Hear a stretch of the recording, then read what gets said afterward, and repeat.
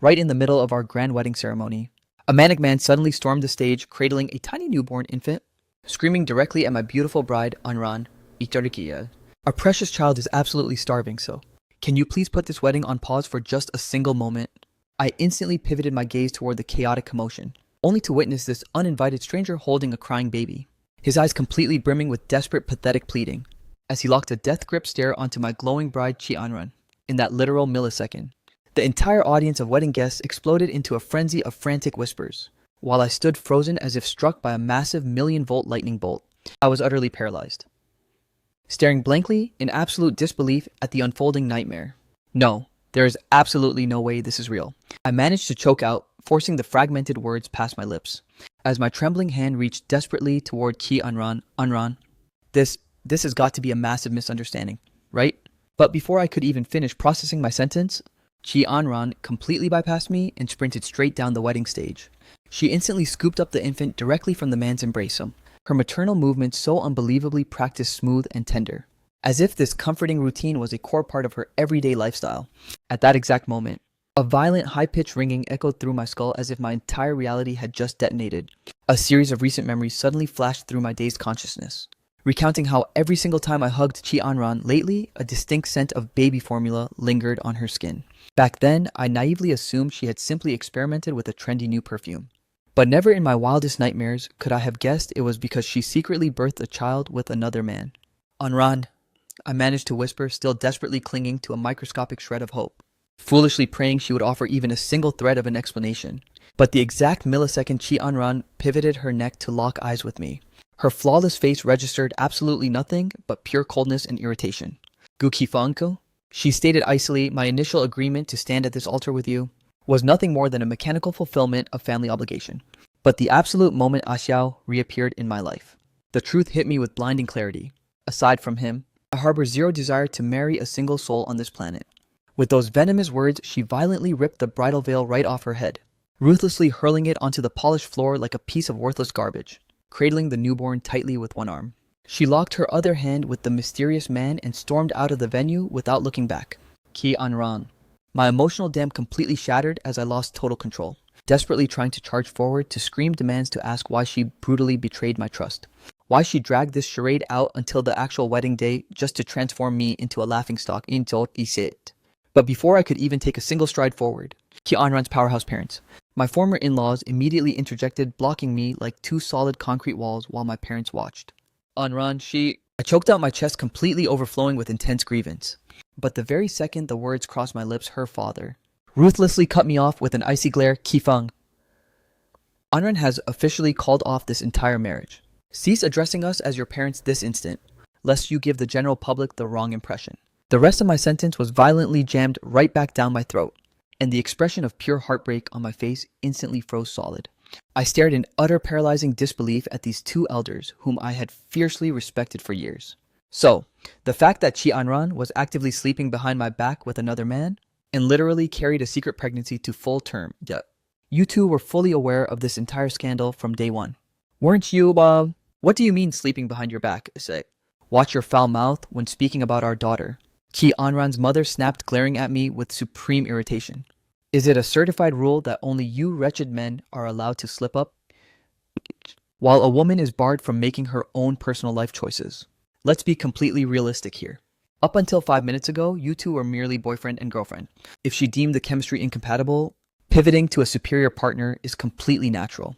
There is absolutely no reason to throw a dramatic tantrum over standard dating. And honestly, don't sit there acting like the ultimate victim. Our Anran's powerhouse tech corporation is on the absolute verge of going public, whereas you are nothing but a broke dead-end nobody. Use whatever brain cells you have left to calculate the reality. Do you honestly possess the status to match her caliber? Ki Anran's mother pressed on mercilessly, her eyes completely dripping with unadulterated disgust and condescension. If you actually possessed a shred of basic self-awareness, and walked away from her the second she outgrew your tax bracket, this humiliating scene wouldn't have transpired today. If you desperately need a scapegoat for this disaster, look in the mirror. You're just a pathetic toad daydreaming about feasting on a majestic swan. Furthermore, you've wasted the precious time of all our elite relatives who traveled for this farce. Since the dirty laundry is out in the open, let's settle the financial ledger. You will be footing 100% of the catering bills, venue rentals, and travel expenses. In that literal microsecond, I felt the entirety of my blood supply violently surge straight into my skull like a tidal wave, my hands hanging limply at my sides, instantly clenched into white-knuckled fists trembling with pure rage. The horrific puzzle pieces of Chi Anran's calculated betrayal were finally locking into place, just like her toxic parents. She genuinely believed I was entirely unworthy of basking in her newly acquired wealth and fame. But even if the general public was completely blind to the truth, does that treacherous snake Chi Anran seriously lack a basic conscience?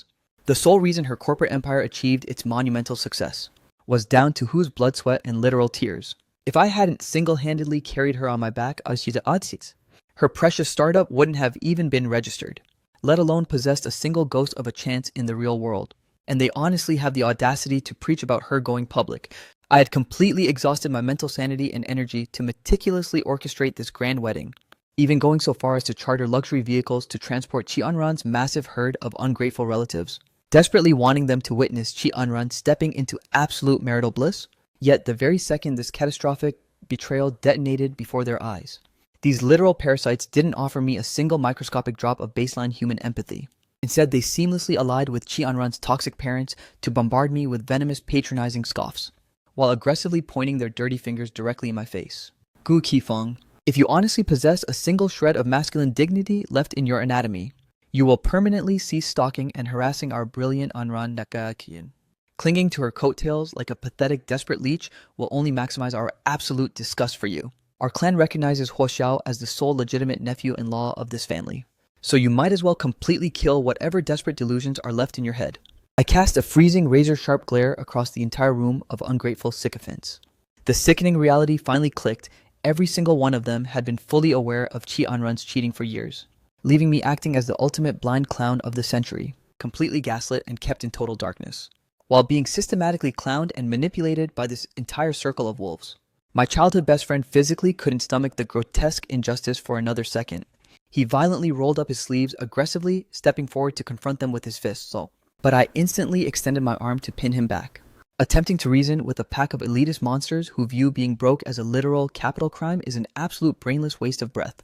Refusing to subject my eyes to their hideously distorted countenances for another millisecond, I pivoted on my heel, fully prepared to permanently exit this circus. Right then, my close friend who was operating as the wedding MC urgently called out my name, his face heavily clouded with intense awkwardness, and his eyes completely brimming with deep agonizing pity. Hey, Qifeng, I think you urgently need to take a look at the data files loaded onto this thumb drive. My heart violently hammering against my ribs with severe anxiety, I slotted the USB drive into my laptop. The absolute millisecond the root directory booted up, it became blindingly obvious that the contents were absolutely not my pre-wedding highlight reels with Chi Anran, Shik, but rather a digital archive that ruthlessly shattered my soul into a million bleeding pieces. Chi Anran had historically harbored a deep vocal loathing for stepping foot inside a kitchen, constantly throwing dramatic tantrums that toxic cooking fumes would permanently corrode her skin barrier and accelerate her aging process. She systematically rejected every single invitation to share a quiet home-cooked dinner with me, scoffing that my budget-friendly homemade meals were entirely beneath her high society palate. Yet, hidden deep inside the encrypted folders of this specific drive, there existed literal thousands of incredibly intimate domestic video clips of Chi Anran and another man playing house in a kitchen. They were meticulously dicing ingredients, baking gourmet pastries together, every single frame radiating a level of raw, blinding romantic bliss that severely burned my retinas. The timestamp metadata on those video files spanned a continuous, unbroken timeline of 6 grueling years, which matched the exact identical duration of my relationship with Chi Anran down to the literal day. My white-knuckled, trembling hand gripped the computer mouse with a death lock, as memories violently flooded my brain of how I had traveled across the country just to source rare gourmet ingredients for her craving, and slave away for hours over a hot stove, frantically mastering complex recipes just to please her. I remembered how I had completely running myself ragged to manifest her dream of owning a business, chasing down investors, securing licenses, and bleeding myself dry, to establish her startup before working grueling back-to-back night shifts until my body gave out. I remembered how my entire heart and soul believed we were mutually constructing a beautiful future together, while she was actively sharing an entire parallel domestic fantasy with another man. But the absolute pinnacle of my psychological destruction, the fact that truly broke my sanity, was that while I was literally destroying my body at high-stakes corporate dinners to secure her business partnership sets, drinking myself into a severe agonizing case of gastric bleeding, and completely sacrificing my physical health for her success, Ki An-ran was actively carrying and giving birth to that man's bastard child. For 6 straight years, I loved that woman unconditionally, day after painful day, completely emptying my bank accounts and bleeding my soul dry for her benefit, only to be rewarded with 6 continuous years of calculated deception and malicious betrayal. Ki and ran. I growled violently, forcing the syllables past my grinding teeth, my white-knuckled fist squeezing the expensive diamond wedding ring in my palm, which at this exact moment felt like a literal jagged blade, stabbing deep into my chest cavity until I physically could not draw oxygen. After what felt like a painful eternity, I violently suppressed the volcanic rage erupting inside my throat, forcing my shattered psyche into a state of chilling absolute coldness, as I speed-dialed a very specific number.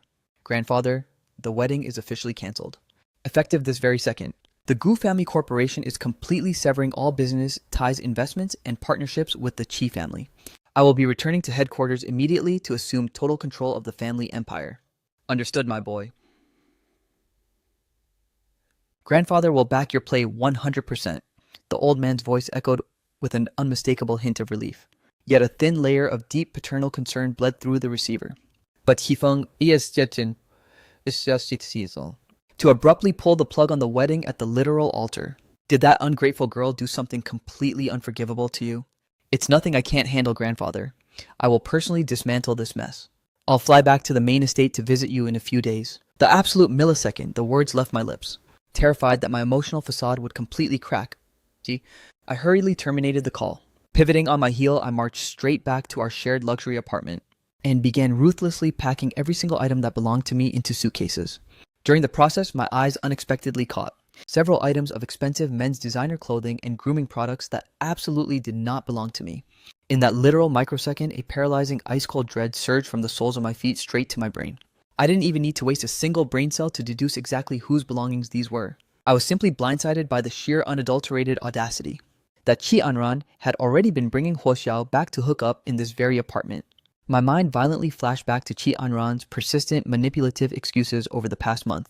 How she kept preaching that she wanted to maintain traditional boundaries and avoid cohabitation before the wedding, which was the sole reason she forced me to live out of a luxury hotel suite.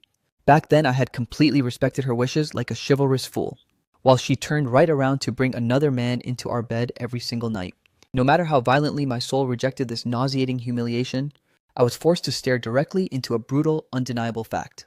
The only man Qi Anran ever craved to be wrapped around every second of the day was absolutely not me. Furthermore, she was completely terrified that her dirty little secret would expose itself to me, which is why she systematically brainwashed and played me like a total clown, forcefully suppressing the razor-sharp agony lacerating my chest cavity. It took me less than 30 minutes to ruthlessly purge every single trace of my existence from the premises. A solitary, pathetic rolling suitcase was all it took to containerize my entire life within that house. Catching sight of the packed luggage gripped tightly in my hand, our live-in housekeeper Zhang Yi froze with utter confusion, and physically couldn't stop herself from interjecting. Sir, today is supposed to be the most glorious day of your entire life. Where on earth are you planning to go with those bags? My voice sounded entirely dead stripped of all human emotion. The wedding between myself and your young mistress has been permanently terminated from this second onward. We are absolutely nothing but total strangers who mean less than zero to each other. Zhang Yi's eyelids instantly widened to dinner plates, her entire countenance completely overcome with jaw-dropping shock.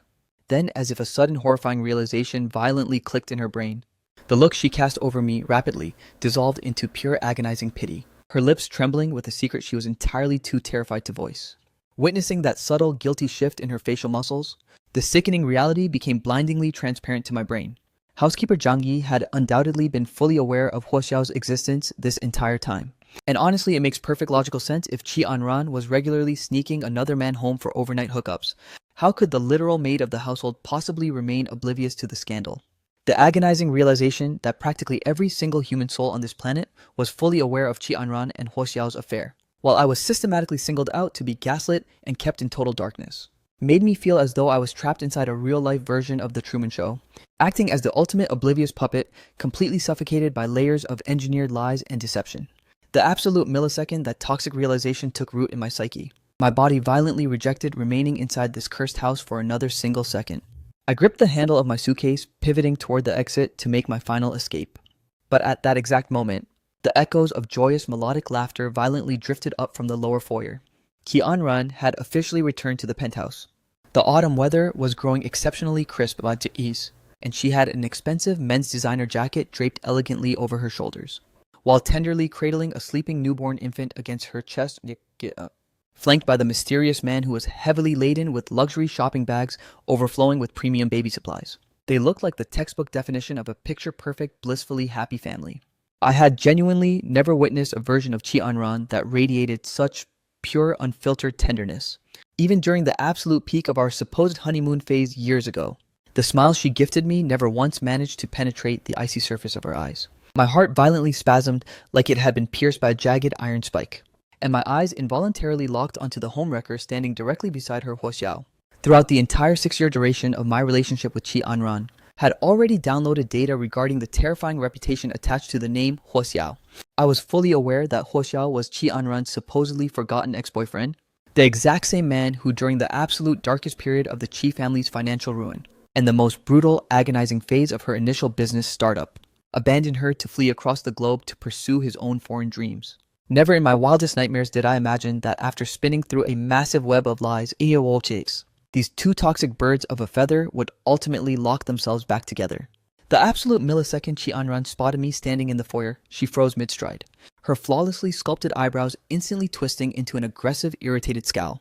She appeared entirely blindsided and aggravated that I actually dared to exist within this penthouse, intensely resentful of my literal presence interrupting her happy homecoming. Just like her unapologetic execution back at the chaotic wedding venue, where she pulled off a savage cold-blooded runaway bride stunt with Huo Xiao. She offered absolutely zero logical explanations for her betrayal, nor did she let a single syllable of basic human apology cross her lips. Staring at her icy expression now, it was blindingly obvious she still harbored zero intent to clarify her sins, and possessed absolutely no interest in repenting for the emotional wreckage she caused. The absolute final shred of my heart plummeted straight into a dark, bottomless abyss. Even basic corporate colleagues who break a casual lunch meeting would offer a standard text explaining why, let alone when dealing with the sacred life-altering weight of a 6-year romance and a literal marriage covenant. I sacrificed 6 continuous grueling years of my youth exclusively loving Chi Anran. Yet in her elitist eyes, I wasn't even deemed worthy of a single sentence of closure. Chi Anran, how can your soul possibly harbor such a chilling absolute disregard for my existence? Treating me as if I am completely invisible and matter less than dirt. The second he sensed my razor-sharp gaze pinning Chi Anran to the spot, Huo Xiao aggressively intercepted, taking a calculated stride forward, his eyes instantly welling up with a theatrical watery redness, as he directly challenged my glaring eyes with a victim complex. Mr. Gu, I am so incredibly profoundly sorry for the chaos that transpired. Disrupting your grand wedding ceremony this morning was never my intention, but Anran simply couldn't bear to let myself and our precious baby face the crisis alone. The sole reason I practically broke the speed limit rushing back to this penthouse was to specifically offer you my humblest, most formal apology, face to face. I desperately pray you won't harbor any lasting bitterness over this unfortunate timing.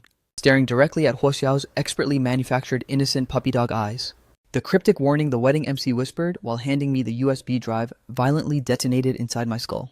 This digital archive was undoubtedly intentionally swapped and planted by this exact sociopath Huo Xiao. Right before the ceremony, he had intentionally orchestrated a hard physical collision to knock me off balance, sending my personal belongings scattering across the polished floor, making him the sole individual who possessed a direct physical window to tamper with the thumb drive. This entire routine was Huo Xiao's calculated psychological warfare to humiliate me, flexing his ultimate victory, and systematically forcing me to permanently forfeit my position next to Chi Anran.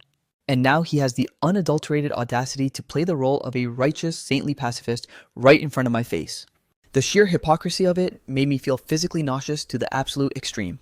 I cast a dead, emotionally detached glance over his entire pathetic frame, my vocal cords radiating a bone-chilling monotone flatness. Wow, it must have been an absolute exhausting ordeal for you to coordinate all of this. You already fully seduced my bride and successfully eloped with her, yet you still go through the theatrical hassle of marching back to my home just to drop a fake apology. Huo Xiao's face instantly drained of all residual color, turning deathly pale, as he turned a thoroughly panicked, trembling gaze over to Chi Anran. Chi Anran immediately hoisted her hand to lock her fingers tight with Huo Xiao's, as if offering him a silent, reassuring shield of comfort, before she viciously pivoted a venomous, death-inducing glare right at me, her beautiful facial features twisted into something utterly grotesque and hideous, her vocal cords vibrating with a dark, threatening low growl. Gu Qi Feng, cut that toxic passive-aggressive attitude this exact second. If you're harboring a massive wave of toxic rage directed exclusively at me, I am the exact one who ruthlessly dumped you at the altar in front of everyone. I am the sole person who systematically orchestrated this betrayal against you. So this situation has absolutely less than zero to do with my precious A-shouts. Do you even possess any human comprehension of how profoundly exhausting it is for a fragile man to solo parent a newborn infant? His physical health is already completely compromised and delicate. He literally cannot handle being subjected to your toxic, sarcastic mockery. You had better start filtering your words and learn some basic boundaries. So, it turns out she actually does possess the capacity to fiercely protect and worry about a human being. My heart suddenly felt as though a jagged iron axe had violently hacked a massive crater right through its center, allowing an infinite howling blizzard of ice-cold isolation to flood my entire anatomy. From the literal second we agreed to step into holy matrimony, my naive brain fully expected that coordinating our wedding would be a beautifully shared romantic milestone. I didn't even ask for much, just a tiny drop of sporadic assistance or a single text of casual concern. But what was the reality? The high-end venue decorations, the complex technical scheduling, the massive coordination of VIP coordinators and high-profile guests. Every single grueling piece of labor was single-handedly shoulder-carried by me alone. On the literal morning of the wedding, my body was burning with a severe high-grade fever, dragging a heavily diseased, exhausted anatomy through the venue, solely because I was terrified of keeping our respected inner circles, specifically her toxic demanding side of the family, waiting around for a single second. I was literally forcing my failing body to run on pure adrenaline just to keep things flawless. But her, it was completely obvious that whether I lived or died on that stage mattered absolutely less than zero to her cold-blooded psyche, and she couldn't care less about the lifetime of humiliating trauma I'd faced being publicly abandoned at the altar, even though my logical brain knew I should have completely seen through her narcissistic facade years ago. The agonizing words still violently erupted right past my grinding teeth. Ki Anran. Do you honestly not possess a single shred of curiosity to ask me how on earth I managed to single-handedly dismantle and clean up the catastrophic war zone you left at that venue? Ki Anran registered a completely unapologetic, entitled expression, her response carrying a tone of absolute casual indifference. You're not some naive green college graduate who just stepped into the real world. Nor are you a fragile, precious, highborn gentleman like my darling Xiao. You've been navigating the cutthroat corporate trenches for an entire decade. Handling a minor logistical hiccup like this is something I completely trust your skill set to resolve seamlessly. The absolute void of concern radiating from her cold eyes was never a reflection of genuine partner trust. It was a blinding indicator that she viewed me as nothing more than a disposable rag to be discarded at her leisure. Anran, please don't let your temper flare up like that. Gesell. We really should treat him with a bit more gentleness. Hu Xiao completely masked the flash of pure schadenfreude dancing in his eyes, offering his utterly synthetic, hypocritical mediation. The second the words left his mouth, he assumed a thoroughly pathetic, victimized posture, staring directly at me with a desperate, wide-eyed innocence. Mr. Gu, I am truly profoundly embarrassed by all of this. As you are well aware, Anran normally possesses an incredibly mild and gentle temperament. However, the absolute millisecond a situation involves my well-being, she completely loses her composure out of sheer panic, which is likely why her phrasing just now was a bit excessively aggressive. A thoroughly self-deprecating, bitter chuckle escaped from the corner of my mouth at his words. To be completely honest, though, throughout the entirety of my memory, Ki Anran had historically been as freezing and unapproachable as solid ice. The concept of gentleness was something that couldn't be further removed from her DNA. I still vividly remember back during our university days, when I was cornered and brutally beaten by a pack of street thugs. She was the one who took the initiative to call the authorities. That was the solitary microscopic instance in my life where I witnessed her display a shred of warmth. And based purely on that single event, my heart fell catastrophically hard for her, leaving me completely irreversibly infatuated with her entire existence. Like a spineless fool, lacking any baseline dignity, I relentlessly chased after her day and night for several grueling years. I harbored a delusional, burning conviction that if my devotion was simply fiery enough, I would eventually melt the colossal iceberg enveloping her heart. It wasn't until I returned from a routine business trip, at a time when her corporation was on the absolute precipice of going public, that she unexpectedly took the initiative to propose marriage to me, vowing that she would never betray the loyalty of our 6-year companionship, and promising to finally grant me the happily ever after I had desperately craved. In that literal microsecond, I genuinely believed the storm clouds had permanently parted, revealing the bright, triumphant moonlight. Convinced her frozen defenses had finally dissolved exclusively for me. But who could have possibly predicted that she was never an unapproachable iceberg to begin with, safely wrapped inside another man's arms? She had long since transformed into a submissive, hyper-affectionate sanctuary. and that beautifully tender side of her was something I was never destined to possess. As these toxic realizations swirled, my psyche became a chaotic vortex of bitter emotions. I genuinely could not fathom what absolute delusion I had been sacrificing 6 whole years of my youth for, noticing my complete and utter silence. Ho Xiao's smug confidence skyrocketed to an insufferable degree. Anran and I already share a beautiful child together, and when it comes to true love, chronological order means absolutely nothing. Only a bond forged in mutual sincerity can truly withstand the test of time. Seeing how things have escalated to this point, Mr. Gu, it is officially time for you to let go and gracefully bow out. Please have the basic decency to give her back to me, if you would be so kind. After all, an innocent child absolutely cannot grow up without a loving mother. This entire theatrical monologue made it sound as if I were the toxic home-wrecking third party actively destroying an innocent family. Qi Anran pulled the infant significantly closer to her chest, her voice sharpening. You absolutely do not need to subject yourself to such a submissive begging posture for his sake. Every single bit of this structural mess is entirely my fault. As the words left her lips, she directed her gaze toward me, and a microscopic trace of guilt finally flickered in her eyes, though it was instantly swallowed whole by a freezing layer of absolute stone-cold callousness. Gu Qifeng, taking the initiative to propose marriage to you, was a thoroughly impulsive byproduct of my fractured emotional state. Deep down, I knew I owed you a monumental debt for carrying my business for so long, which is the sole reason I foolishly attempted to leverage a marriage license to compensate you. I genuinely convinced myself that I could settle for a mediocre life of compromise, but the absolute second Ah Xiao materialized back in my life. The illusion instantly shattered, and I realized that outside of his touch, I genuinely do not desire a single living soul on this earth. Ho Xiao's eyes welled up with performative theatrical tears, expertly mimicking a posture of profound heartbreak and heavy reluctance, while internally vibrating with a desperate eagerness to detonate a toxic secret they had hidden for a literal decade. There is actually one final critical piece of data that I believe is strictly necessary to disclose to you. Though I physically relocated across the globe all those years ago, Anran and I remained completely intimately connected through encrypted communication lines. He executed a highly calculated dramatic pause, a flash of malicious predatory cunning dancing beneath his eyelids. As he continued his psychological demolition, her initial decision to accept your presence was purely an act of spite, a desperate toxic mechanism to trigger my jealousy and manipulate me into coming back. I loved her with a burning intensity, yet my circumstances physically barred me from remaining by her side. So I rationalized that if some mindless provider was catering to her daily needs, it could serve as a comforting form of temporary relief for her.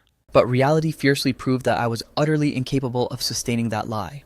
I physically could not survive another agonizing second drawing breath in a world without her. Oh, ah, xiao!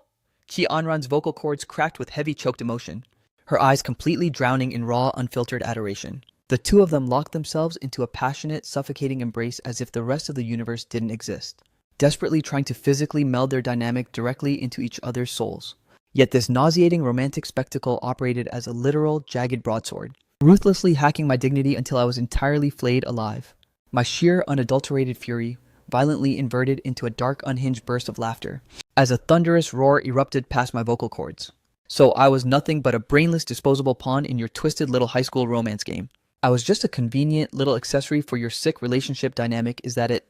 You two degenerate narcissists have the audacity to rebrand grotesque infidelity as some holy divine destiny. Does your own reflection not make you want to physically vomit? Qi Anran, nay. We have been in each other's orbits for 10 long years, and actively building a life together for 6 whole years. Yet you have the unadulterated audacity to claim our entire relationship was just some pitiful compromise. Does Qi Anran honestly still view me as a brainless, easily manipulated puppet, even at a critical juncture like this? Qi Anran, you and I both know you only proposed because your company was on the absolute verge of going public. And now that you have systematically drained me dry and have zero use left for my expertise, you ruthlessly discard me like literal garbage. Qi Anran, are you absolutely certain you want to play this treacherous game of burning the very bridge that carried you? I sacrificed my youth, my health, and my entire soul for your success. And you reward me with this level of stone-cold cruelty. My words cut right through the bone with surgical precision, attempting one absolute final time to resuscitate whatever microscopic shred of human conscience she had left. This was the absolute final lifeline I would ever extend to this woman I once worshipped with every fiber of my being. However, Qi Anran didn't display even a fraction of remorse or gratitude. Instead, her gaze sharpened into 2 venomous daggers, as she spat out with pure malicious vitriol. Gu Qifeng, Iki, this pathetic, desperate begging routine you're pulling right now is genuinely disgusting to watch. So, I'm suddenly a desperate, pathetic nuisance to you now. But back when you were actively leeching off my hard labor, financial backing, and absolute devotion, why didn't you voice that disgusting opinion then? At this exact microsecond, my soul became entirely, completely frozen over, and the last lingering embers of my love instantly evaporated into nothing but worthless ash. The smoke had cleared, and I finally stared directly at the hideous, narcissistic monster beneath her beautiful mask. I had foolishly spent years mistaking a worthless piece of gravel for a priceless diamond. But from this exact second onward, I will never allow myself to be played for a spineless fool ever again. Fine, consider your toxic wish officially granted. The wedding is dead and buried. I forced those freezing, monotone syllables past my lips, my voice radiating a dark, bottomless void of absolute disillusionment and finality. Ki Anran merely let out a mocking, arrogant sneer, her facial expression mimicking someone flicking a microscopic speck of dirt off the tip of their designer shoe. Her flawlessly sculpted face harbored absolutely zero traces of human regret as she snapped, "Remember those words came straight out of your own mouth. Stop loitering around my penthouse like a desperate streak, and get the hell out of my sight and out of my house this instant." Meanwhile, Huo Xiao assumed a thoroughly synthetic theatrical posture of pity as he gazed toward me. "Oh, Anran, if you violently throw him out onto the streets right this second, where on earth is the poor man even supposed to go?" A dark, predatory sneer resonated deep within my chest. I was actually burning with anticipation to witness the exact second my massive financial backing and corporate protection are completely permanently withdrawn, and see just how many days Qi Anran's fragile little startup can survive before collapsing into absolute ruin. Qi Anran tightened her protective embrace around the infant, her eyes melting into a pool of pure radiant warmth as she looked at Huo Xiao, cooing with an incredibly gentle, nurturing softness. "Only a sweet soul like you would be this soft-hearted, actively worrying about a pathetic loser's living situation. He is literally nothing more than a bottom-tier nameless orphan. If some rich, soft-hearted philanthropist hadn't pitied and subsidized his pathetic life, he'd probably still be begging for scraps in some dark, forgotten back alley right now. For a worthless nobody like him to raise his voice and scream at me, where on earth did he even purchase that delusional audacity?" She twisted her lips into a thoroughly disgusted elitist smirk, continuing her relentless, poisonous barrage. He and I were fundamentally from completely different social strata from day one. For all these grueling years, I have been severely downgrading myself to tolerate this broke parasite. If I hadn't practically lowered myself to the trenches of the working class, he wouldn't have even possessed the security clearance to stand within my physical radius. I locked a dead, unblinking glare onto Qi Anran's face, my eyes a chaotic vortex of absolute shock woven with a bone-shattering, soul-crushing agony. So, this was the disgusting raw truth she harbored in her black heart regarding my existence. Yes, it's an undeniable reality. I freely admit it. Prior to being officially tracked down and reclaimed by the elite Gu dynasty, I was indeed a rootless orphan constantly shuffled between abusive foster care systems. But the monumental fact of my true lineage being restored was a massive detail I intentionally chose to withhold from her until the right moment. My plan was to wait until our vows were finalized to unveil my massive inheritance and lay everything bare, never anticipating she would ruthlessly butcher our relationship before giving me the chance. Furthermore, for 6 continuous years I endured the corporate trenches without a single word of complaint. Every ounce of sleepless labor I sacrificed, and every multi-million-dollar milestone I single-handedly secured for her, was deemed completely worthless and beneath her notice in her twisted mind. Qi Anran, you genuinely took every shred of my human dignity and pulverized it into the absolute dirt. Huo Xiao locked his gaze onto my face, the depths of his pupils, instantly radiating a flash of toxic triumphant mockery, before he aggressively barked out without a single shred of hesitation, "Since Anran literally despises the very sight of you, be a good boy and drag your pathetic luggage out of her penthouse immediately. But don't lose any sleep over it. I will make absolutely sure to guard this beautiful household with my life."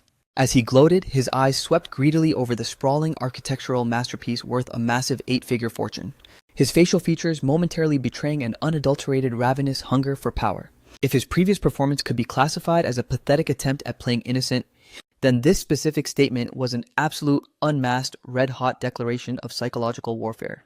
But I am a man of flesh, blood, and immense corporate power, possessing a baseline of human pride that refuses to be trampled on. How could I possibly allow a pathetic low-tier homewrecker to continuously execute psychological domination over me? I immediately fired back, my words dripping with pure concentrated venom. This entire luxury estate was financed and custom renovated exclusively out of my personal bank account. Every architectural line and aesthetic choice was engineered strictly to satisfy my specific premium palate. But seeing as you possess the shameless audacity to openly sleep with another man's bride, well, I highly doubt living inside my customized leftovers will trigger a single shred of masculine shame. I just desperately pray you actually find some comfort living inside another man's customized reality, Huo Xiao's pristine facial features instantly morphed through an entire spectrum of rage, turning a sickening shade of bruised purple, as he directed a hyper-dramatic, watery gaze of profound victimhood straight toward Qianran. Qianran's protective instincts immediately flared, her posture tensing as she prepared to violently retaliate on her lapdog's behalf. Inam?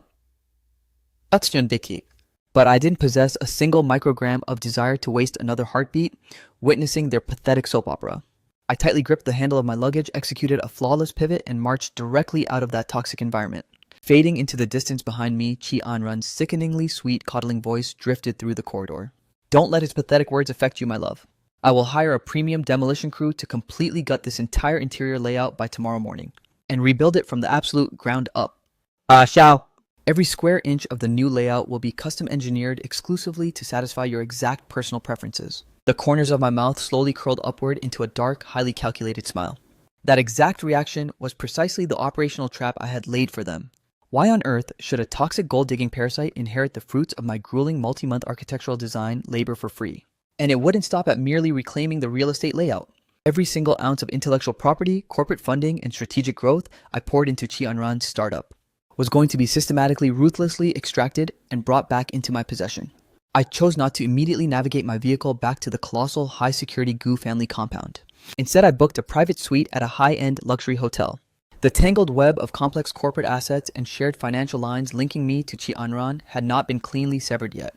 I required a quiet, secure window of absolute focus to systematically dismantle the entire network. And until that multi-layered operational demolition was completely finalized, I had to ensure that absolutely no outside source discovered my true identity as the sole heir of the mega-powerful Gu dynasty, guaranteeing her corporate spies wouldn't trigger any legal roadblocks to complicate my clean break from her toxic life. I spent the entirety of the night aggressively drafting asset liquidation documents and corporate severances, grinding through the complex technical paperwork until the following morning, when the intense rays of daylight violently pierced through the suite's floor-to-ceiling windows. My eyes were severely bloodshot and stinging, feeling as though they were fused shut from sheer physical exhaustion. The absolute second I attempted to close my eyes to catch a brief moment of recovery, a chaotic, violently aggressive barrage of pounding echoed against the thick mahogany suite door. The muffled screeching voice on the other side instantly signaled that it was Qianran. With my soul already entirely dead and checked out of her existence, my immediate instinct was to completely ignore her pathetic screaming presence. But the thunderous, continuous pounding showed absolutely zero signs of slowing down. She clearly possessed the low-class manners of an uneducated street thug. But I still retained a baseline of class and respected the public peace of this high-end establishment. Forced into action by the sheer annoyance, I marched over and swung the heavy door open. I cast a freezing, emotionally detached gaze over Qianran and the pathetic Huo Xiao lurking right behind her, my facial expression as unreadable and cold as solid granite. State your business. Qianran appeared entirely blindsided, having never encountered this level of chilling detachment from me before, her beautifully sculpted eyebrows instantly locking into an irritated defensive scowl. But the second her brain recalled the high-stakes fury driving her to this hotel room, her composure hardened, as she let out a venomous, arrogant sneer. Gu Qifeng, I genuinely never realized your mind harbored such a disgusting, calculating dark side until now. The complete viral broadcast of yesterday's wedding catastrophe, you were the one who leaked the data to the media, wasn't it? Do you possess even a single gram of human intelligence to comprehend the catastrophic damage this PR nightmare is causing to myself and A Xiao? You are an absolute bottom-tier despicable coward. I momentarily froze, entirely caught off guard by the sheer delusion of her accusation. It took my exhausted brain a solid moment to fully process the sheer unadulterated delusion leaking from Qianran's mouth. So let me get this straight, you effectively publicly broadcasted that you were sleeping with Huo Xiao, actively abandoned your own wedding ceremony in front of a massive crowd of high-profile guests, and now you're utterly shocked that the scandalous details leaked across social media platforms. The elite figures sitting in that venue weren't visually impaired or suffering from brain rot. Did your narcissistic brain genuinely believe they would turn a blind eye to your blatant infidelity? If you truly desired to keep your filthy, toxic secrets permanently buried in the dark, you shouldn't have committed such highly illegal moves in broad daylight to begin with. If you two degenerates were so profoundly terrified of losing your social status and facing public cancellation, why on earth did you choose to execute such a shameless, classless, and utterly spineless stunt? Now that you've willingly played a villain's game, you must swallow the toxic aftermath and own your absolute ruin. Do not harbor a single delusion that this media wildfire has anything to do with me. This operates on the exact same logic as my own misfortune. I foolishly chose to invest my soul into a narcissistic parasite, effectively flushing 6 primary years of my youth and corporate career completely down the drainage system, while enduring a lifetime's worth of public humiliation at your hands. Yet, who on this earth is stepping up to shoulder that catastrophic emotional damage for me? The exact microsecond she detected my physical posture shifting to slam the sweet door right back in her face. Hu Xiao aggressively threw his entire frame forward, jamming his fragile body directly into the doorframe. Mr. Gu, please. I fully acknowledge that every single layer of this tragedy is entirely my personal fault. However, Unran's corporate empire is on the absolute precipice of a high-stakes public market IPO. And since she is fundamentally a fragile young woman navigating a cutthroat business sector, her pristine professional reputation absolutely cannot sustain a single scratch from this viral scandal. Would it be possible to trouble you to personally with you issue a public press release to clear our names? Before he could even finish his manipulative begging routine, Qi Anran violently used her physical weight to shove the heavy mahogany door wide open, her facial features entirely drowning in an ocean of breathless panic as she locked her eyes onto Huo Xiao. Xiao, talk to me. Are you hurt anywhere? Did this violent lunatic manage to crush your fingers in the door? The exact second she meticulously verified that her precious lapdog hadn't sustained a single microscopic scratch, she pivoted a venomous, murderous glare directly back onto my face, her vocal cords vibrating with a dark, threatening tone of supreme warning. Guki Fenka, I am well aware that your pathetic heart is still deeply, hopelessly infatuated with me. But if you possess the suicidal audacity to harm a single hair on Xiao's head, I will personally orchestrate a corporate and legal execution that you will never survive. Furthermore, to completely salvage and insulate my personal reputation along with Xiao's public image, you are legally obligated to immediately draft an official public statement to the mainstream media. You will explicitly claim that you were the unfaithful partner who initiated a secret toxic affair first, thereby providing the exact moral justification for why Xiao and I were forced to find comfort in each other's arms. Once that media statement goes viral, I will gracefully step forward to back you up by claiming our relationship ended via a completely mutual peaceful separation. I stared directly at Qi Anran's perfectly painted lips actively moving up and down, and if my own optic nerves weren't physically recording her facial expressions in real time, my logical brain would have found it completely, utterly impossible to believe that a narrative so profoundly unhinged, psychopathic, and morally bankrupt could actually be spoken out loud by a civilized human being. Qi Anran katit. A dark thunderous growl finally forced its way past my grinding teeth. You genuinely never fail to systematically shatter and redefine the absolute rock bottom of my perception of human trash. You committed malicious infidelity, systematically betrayed our vows, orchestrated a public elopement, and ruthlessly pulverized my human dignity along with 6 years of genuine emotional devotion. By what logical metric am I obligated to take the fall for your toxic narcissistic mistakes? Why on earth would I willingly dump buckets of absolute filth over my own spotless reputation? Your pathetic brain is 100% hardwired to exclusively look out for yourselves, obsessing over nothing but the public image of you two degenerates. So tell me, what am I supposed to do with my own feelings, my public image, and my baseline human dignity? When you were actively orchestrating this disgusting train wreck behind my back, did that tiny brain of yours ever once consider the catastrophic fallout it would inflict on my life? It truly is a classic case of the forbidden fruit, always driving people into an absolute frantic frenzy, while the toxic partner, who is constantly showered with unearned affection, feels entirely untouchable. This entire nightmare is a direct result of my past self loving you without a single shred of personal principles, or establishing a healthy, non-negotiable baseline, which is exactly what empowered you to ruthlessly stomp all over my soul like this today. Gukifang, are you seriously possessing the suicidal audacity to decline my terms? Qi Anran's face instantly darkened into an expression of pure murderous rage.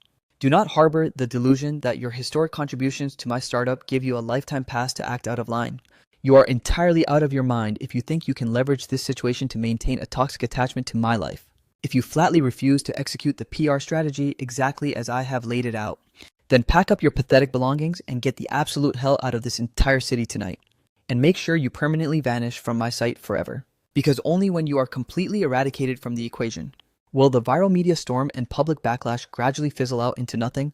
I cast a freezing, emotionally dead glare directly over her entire frame, my face an unbending canvas of absolute stone-cold indifference.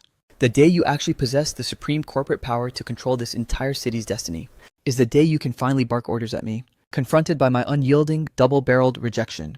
Qi Anran's arrogant composure completely fractured, leaving her standing there looking thoroughly embarrassed.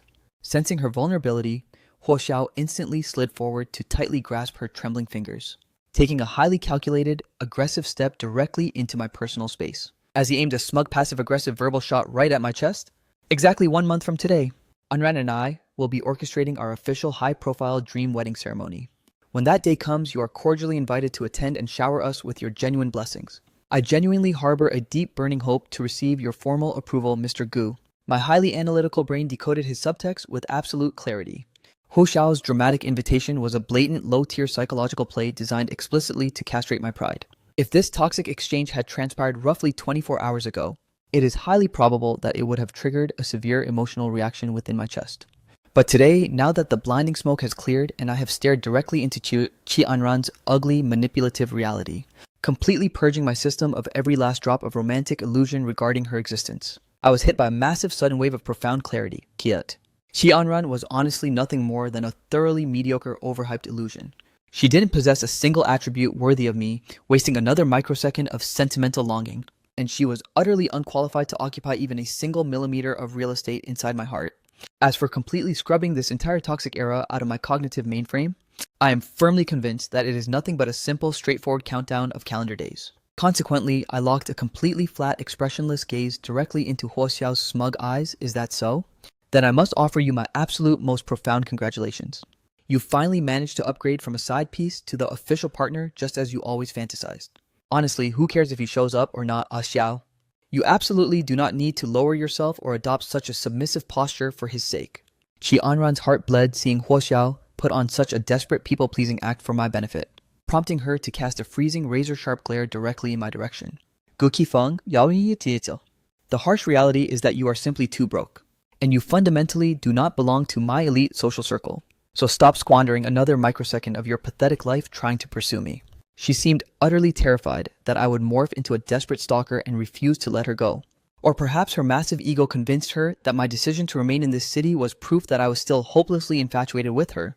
Yet her dynamic, narcissistic brain was completely oblivious to the fact that long ago back at the catastrophic wedding venue, the exact microsecond she spun on her heel and abandoned me, every single ember of affection inside my heart had already suffered an absolute permanent death. And I was more than ready to let my immediate physical actions declare my new unyielding stance. I violently shoved Huo Xiao backward out of my personal space, and with a thunderous explosive slam I crashed the suite door shut right in their faces. If it weren't for the absolute reality that our corporate asset liquidation paperwork hadn't been completely finalized, I wouldn't waste a single syllable communicating with Qi Anran or her pathetic lapdog. On the other side of the mahogany door, Qi Anran ground her teeth together in pure vitriol, barking out a vicious "Gu Qifeng." Immediately afterward, Huo Xiao dropped his vocal range aggressively, whispering a series of calculated remarks. Muffled by the thick, high-security structural insulation of the hotel suite, the audio became entirely warped, rendering it impossible for me to decode their exact words. However, when the dead of night finally descended, the dark truth became blindingly obvious, unveiling exactly what toxic scheme Huo Xiao and Qi Anran had been orchestrating outside my doorstep during the day. A thick blanket of darkness completely enveloped the city, and absolute silence locked the entire premium establishment down, marking the exact hour where any normal human being should have been peacefully drifting into deep sleep. Yet from the shared wall of the adjacent luxury suite, a continuous, violently disruptive wave of highly explicit, scandalous audio began to echo, and the nauseating sounds displayed absolutely zero intention of slowing down, relentlessly blaring through the drywall for 2 solid, uninterrupted hours. The chaotic, deliberate racket completely sabotaged my focus, leaving my psychological state severely agitated. Ultimately, my patience reached its absolute catastrophic breaking point. And just as I was reaching for the room phone to launch a formal noise complaint with the luxury front desk, my auditory nerves registered a terrifyingly familiar high-pitched vocal frequency. Ah Xiao! Oh, Xiao! In that literal microsecond, the entire volume of blood coursing through my veins suffered a violent sub-zero drop in temperature. I could recognize that specific voice even if I were buried 6 feet under the ground. It was without a shadow of a doubt the voice of Qi Anran, specifically modulated into her most breathless, hyper-aroused, and uninhibited emotional peak. Was it even statistically possible that they were executing this grotesque explicit performance with the full explicit knowledge that I occupied the exact room next door? Did their sick minds deliberately engineer this audio assault? Were they doing this purely to feed some depraved adrenaline-fueled exhibitionist kink? Or was this a highly calculated psychological operation designed to shatter my sanity?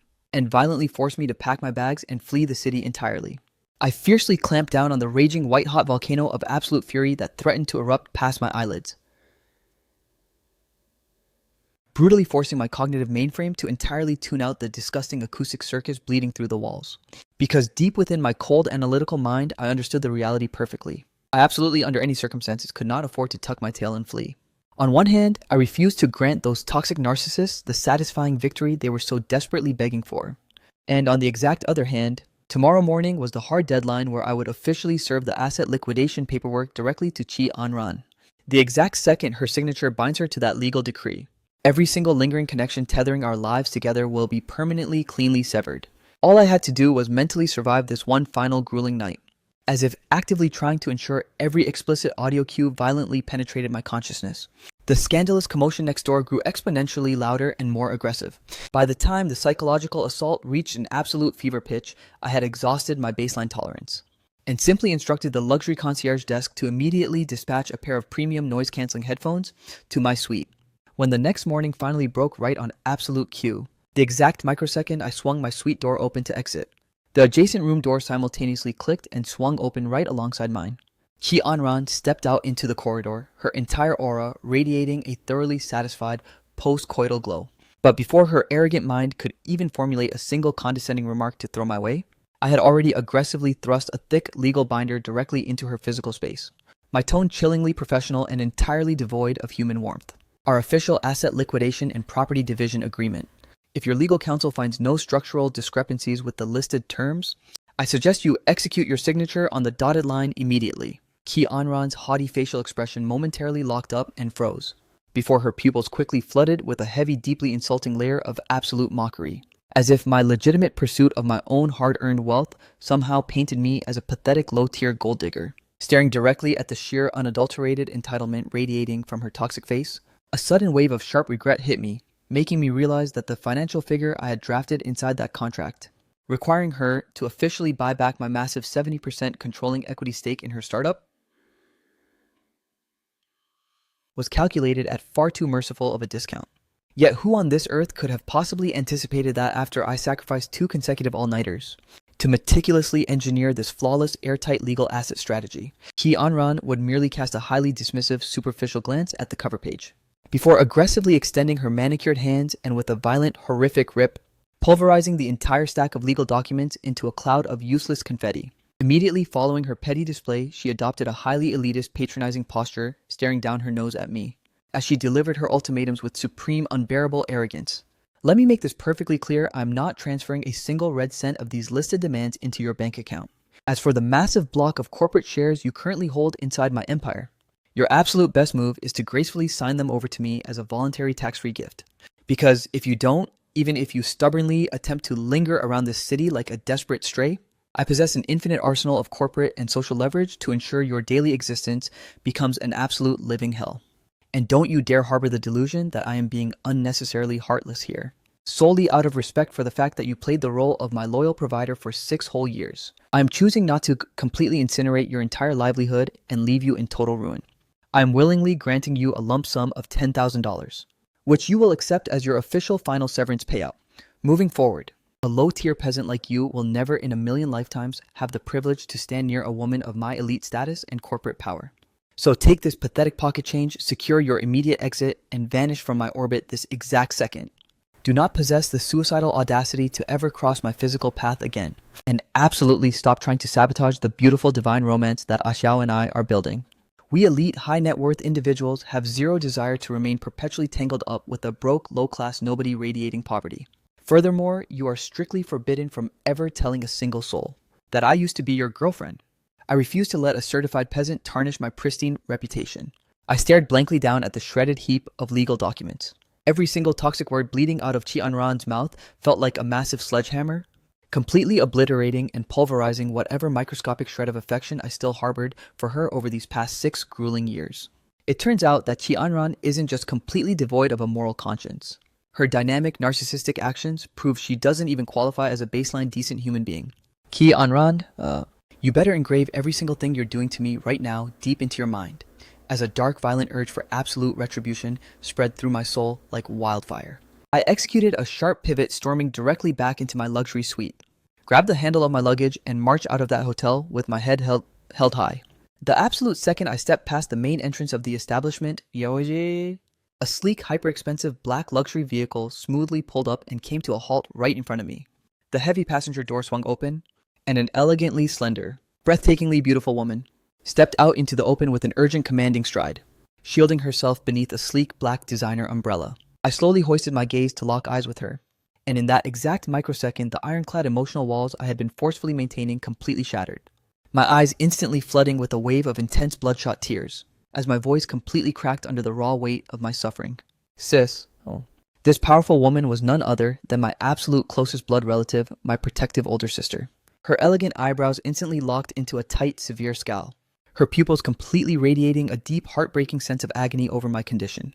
Without wasting a single breath, she smoothly unbuttoned her premium black trench coat and gently draped its heavy, comforting warmth over my trembling shoulders. Even though her face remained dangerously dark with an icy protective fury, the second she addressed me, her naturally sultry voice melted into a soothing, incredibly tender tone. Dry your tears, little brother. She's nothing but a toxic low-tier gold digger who isn't worth a single drop of your grief. Your only job right now is to come back home and officially inherit our family's multi-billion-dollar empire. I give you my absolute word that your big sister will make that pathetic woman crawl to your feet on her hands and knees, begging and weeping for your royal forgiveness. Gu Qingyon gently wrapped her arm around my shoulders, guiding me into the secure cabin of the luxury vehicle, immediately handing me a premium electronic hand warmer. Hold on to this and warm up your hands. I refuse to let a single chill touch your body. I instinctively mumbled out a soft expression of gratitude, feeling an intensely deep, profound wave of genuine familial warmth completely wash over my frozen heart. As the high-end luxury vehicle smoothly accelerated into the city traffic, Qi Anran and Huo Xiao remained frozen like statues on the sidewalk, staring blankly toward the exact horizon where the car had vanished. Their pupils entirely flooded with a highly chaotic, uneasy mix of confusion and suspicion. Huo Xiao twisted his lips into a highly irritated, passive-aggressive smirk, his vocal cords dripping with pure salty jealousy. Well, it's no wonder Big Brother Qifeng didn't hesitate to cancel the entire wedding ceremony. It turns out he already secured himself a rich sugar mommy to bankroll his pathetic lifestyle. Qi Anran's facial expression instantly darkened into an icy, dangerous scowl as she let out an icy, disdainful snort. You are overestimating his pathetic worth entirely. What kind of elite, high-net-worth woman would ever look twice at a bottom-tier loser who practically radiates absolute low-class poverty? Mark my words, he probably hired some cheap, low-end private escort service just to salvage his bruised masculine pride. Hearing her scathing dismissal immediately massaged Huo Xiao's fragile ego, making him feel infinitely better, prompting him to aggressively wrap his arm around Qi Anran's waist, as the two of them giggled and gossiped like high schoolers all the way back into the luxury estate. Meanwhile, inside the premium vehicle, the soothing thermal waves of the electronic hand warmer were gradually melting away the bitter frost around my heart. My gaze instinctively drifted forward, locking onto the majestic silhouette of Gu Qingyun in the driver's seat. The memories violently flooded back to the exact day the ultimate patriarch of our dynasty tracked me down. Revealing the shocking cosmic joke of my origins. Decades ago, my biological mother and Gu Qingyun's mother happened to be in labor inside the exact same medical wing. A catastrophic, high-magnitude earthquake suddenly struck the facility, and in the middle of the absolute life-or-death hysteria that erupted, the medical staff committed a historic blunder, accidentally swapping our infant identities. Ever since the Titanic Gu conglomerate officially restored my lineage, Gu Qingyun and I had shared several highly private strategic encounters, as the undisputed iron-fisted CEO dominating the multi-billion-dollar Gu empire. Every single micro-expression and sharp movement she made radiated the peak efficiency of a global business tycoon. When laid out side by side with a superficial social climber like Qi Anran Sol, the contrast in their baseline class and natural aura was literally the difference between absolute heaven and the gutter. Inside the corporate ecosystem of the Qi Group, Qi Anran strutted around with the high-profile title of CEO proudly plastered on her office door. Yet every single high-stakes joint venture, multi-million-dollar merger, and critical corporate pivot was single-handedly engineered by my brain. Consequently, while Qi Anran desperately put on a hyper-aggressive, intimidating front to the public, she was fundamentally a hollow shell, an absolute paper tiger waiting to collapse. But when analyzing a true titan like Gu Qingyun, her absolute terrifying authority was seamlessly woven directly into her DNA. The mere physical presence of her body standing in a room effortlessly exerted a crushing, suffocating aura of high-tier dominance. Yet, her leadership style was pristine, treating her direct subordinates with immense respect and loyalty. I vividly recalled an industry summit where I represented the Chi group at a high-stakes tech launch hosted by the Gu Empire. Gu Qingyun occupied the center stage as the keynote speaker, commandingly manipulating the entire room with her brilliant eloquence. In that literal microsecond, the sheer magnetism of her professional elegance thoroughly paralyzed my senses. And I witnessed firsthand that every single employee under the Gu banner respected and idolized her from the absolute depths of their souls. Right as these heavy thoughts settled in my mind, the hyper-luxury vehicle smoothly glided to a halt right before the towering gates of the Gu ancestral estate. The exact moment I unlatched the heavy passenger door and stepped out, I hoisted my gaze only to find the supreme old patriarch himself standing in the open air, eagerly anticipating my arrival. The elderly man's nose had turned a stark, vibrant red from braving the freezing elements.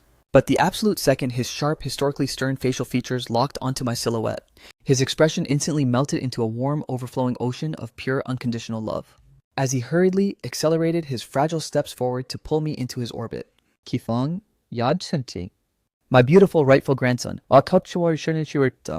you have finally truly navigated your way back home to me. The venerable patriarch's ancient voice was violently trembling with pure, unadulterated emotion, causing a sharp, intense ache of profound realization to constrict tightly around my chest. Before the massive intelligence network of the Gu dynasty successfully intercepted my existence, I was nothing more than a ghost drifting through life, a rootless, forgotten orphan, who never possessed a permanent roof over his head or a family to call his own, tasting nothing but the bitter dregs of structural adversity and systemic hardship. But with the cosmic scales balanced, I have officially ascended as a rightful young heir of the titanic Gu Empire, while Gu Qingyun has gracefully transitioned to her proper status as the family's respected adopted daughter. Throughout the entirety of those past 6 grueling, wasteful years, I had completely ripped out my own heart and soul to serve as Chi Anran's ultimate corporate shield, sacrificing my sleep and sanity to build her startup from the ground up, while completely neglecting the massive unconditional lineage waiting for me back at the Gu estate. All the while, Gu Qingyun had been single-handedly managing the sprawling operations of the Gu conglomerate, while meticulously providing elite healthcare and companionship to our aging venerable patriarch. The moment these heavy operational realities fully synchronized in my conscious mind, a crushing weight of absolute overwhelming guilt completely suffocated my chest. I aggressively extended my arms, firmly clasping the old patriarch's callous, trembling hands in mine. Oh, say it. Grandfather, please forgive my absolute arrogance and ignorance. I am so deeply sorry for delaying my return to our ancestral bloodline for this long.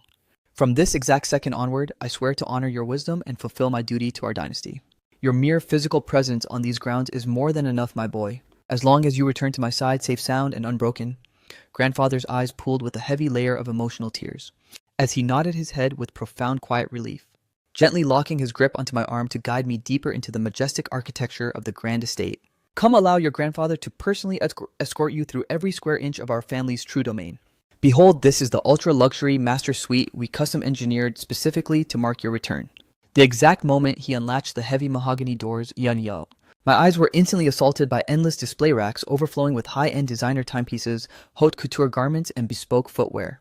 Because Chi Anran had always possessed highly elitist, hyper-particular taste regarding elite fashion, years of constant exposure to her lifestyle had inadvertently transformed me into an expert decoder of ultra-luxury commodities. With a single sweeping glance, I immediately identified that a vast majority of these items were strictly bespoke high-fashion pieces, including several hyper-exclusive limited edition grails requiring an elite clearance and months of advance allocation. Staring deeply into this colossal mountain of multi-million-dollar welcoming gifts, the raw truth crystallized beautifully within my emotional mainframe.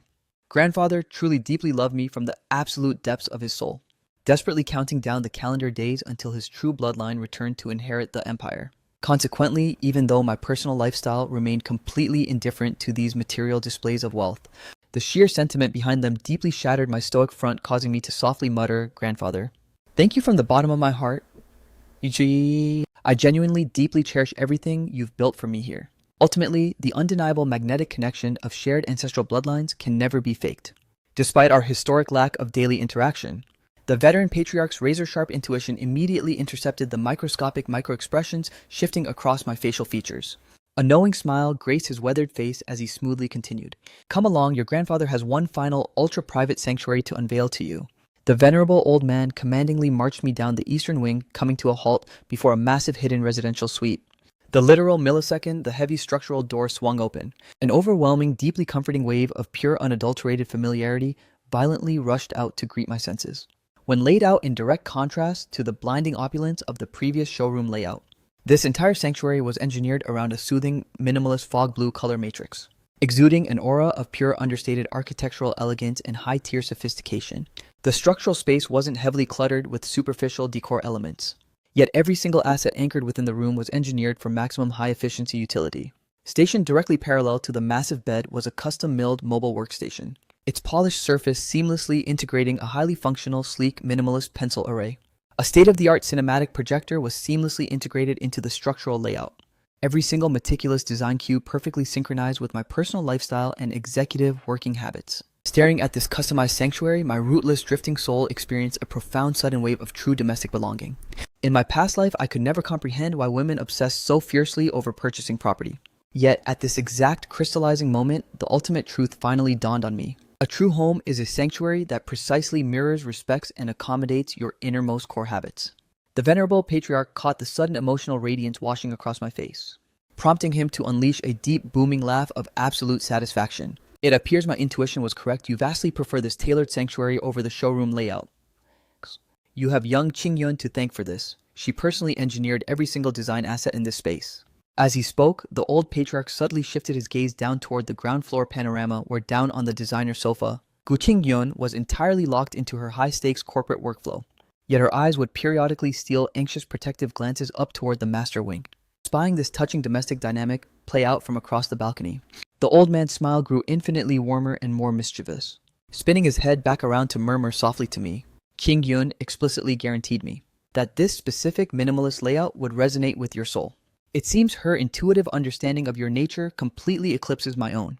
I smoothly followed the trajectory of the patriarch's gaze, looking down into the grand foyer, catching the exact microsecond the soft lighting illuminated Gu Qingyun's flawlessly porcelain elegant neckline, its physical contours exuding a mesmerizing sculptural grace that washed over my chaotic psyche like a deeply soothing, ethereal balm.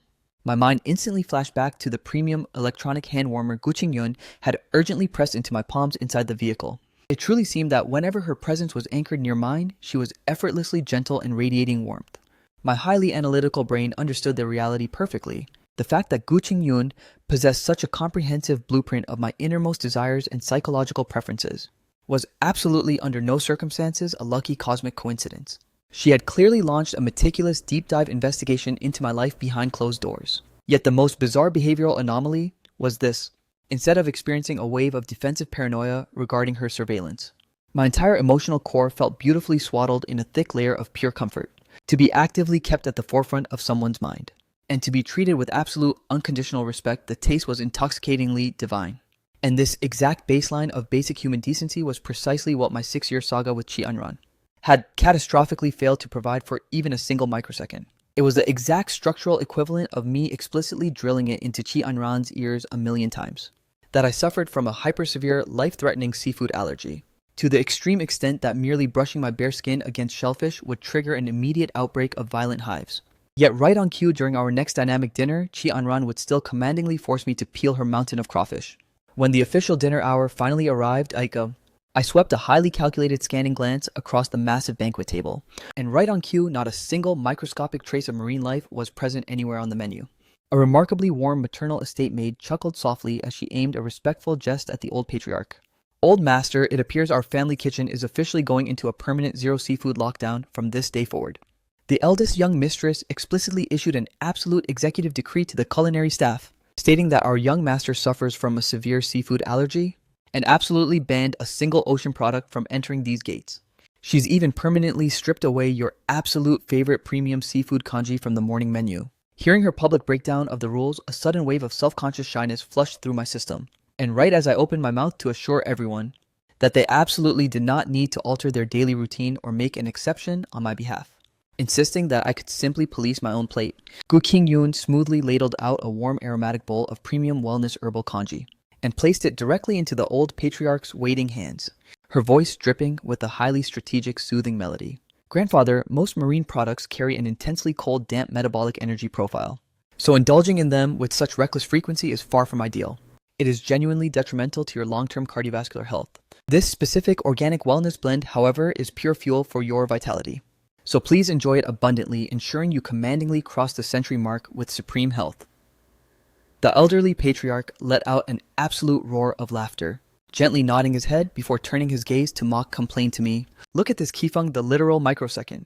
You set foot inside this ancestral estate. I was instantly stripped of my elite status and thrown into the emotional doghouse of Qingyun's heart.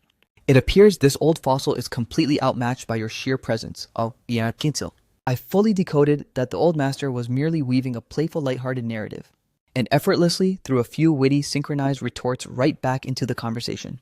This precise baseline of pure, unconditional domestic warmth instantly dissolved whatever microscopic layer of imposter syndrome or initial social anxiety I harbored regarding my sudden transition into this billionaire dynasty. The sheer, unadulterated comfort of this family dynamic completely vaporized my defensive boundaries, allowing me to rapidly, organically synchronize my identity as a core pillar of this lineage, weaving my life seamlessly into the everyday rhythm of the estate. Yet a highly fascinating analytical question began to materialize within my conscious mind. The old master consistently addressed both me and Gu Qingyun exclusively by our deeply intimate childhood nicknames. Could it be that within the grand master plan of the patriarch's mind, he never envisioned me and Gu Qingyun as merely standard platonic siblings? The moment dinner concluded, Gu Qingyun commandingly escorted me into her private executive study. The architectural space was colossal, and every single piece of high-end corporate equipment was systematically mirrored into two identical setups, arranged in a strict flanking configuration on the left and right sides of the room, as if the structural blueprint had chosen the central axis as an absolute mirror point, perfectly replicating a twin executive command center. Gu Qingyun extended a flawlessly manicured finger toward the eastern wing of the desk array, locking her intense, beautiful gaze directly onto mine. The exact second your psychological state is fully combat ready, I will personally escort you into the corporate headquarters to master our global operations. During this initial phase of your onboarding, we will share this identical executive suite to sync workflows. Once you have completely mastered our market dominant strategies, should your heart desire a completely customized standalone executive wing, you merely need to command the estate butler to construct it according to your exact specifications. How does that structural blueprint sound to your ears, hearing her deep breakdown of the arrangement? My mind naturally assumed that Gu Qingyun was merely scouting me to serve as her elite corporate co-pilot, prompting me to instantly declare my absolute enthusiastic compliance. After all, as the rightful blood heir of the Titanic Gu name, protecting and expanding our family empire was my absolute non-negotiable duty. Furthermore, the sheer level of meticulous protective foresight woven into her strategy was flawless, causing me to nod my head in absolute unconditional trust. Big sister, I will defer entirely to your strategic timeline. Gu Qingyun subtly tilted her elegant head, a beautiful, devastatingly charming smile gracing her lips, as she offered a highly intriguing proposition. You should drop the formalities and directly address me by my name just like grandfather does. I instinctively automatically blurted out in response, Understood, big sis. Gu Qingyun froze momentarily, her eyes flashing with a complex emotion. But she chose not to push the matter any further, allowing me to maintain my comfortable boundaries for now. Stepping back into the custom master bedroom Gu Qingyun had so meticulously curated for my comfort, the absolute second I sat down on the edge of the mattress, my smartphone buzzed violently with an urgent high-priority email from the Qi Group's legal department. The official document maliciously claimed that the financial ledgers of the core projects I previously commanded were riddled with discrepancies, demanding that I immediately return to corporate headquarters to submit to a hostile internal investigation.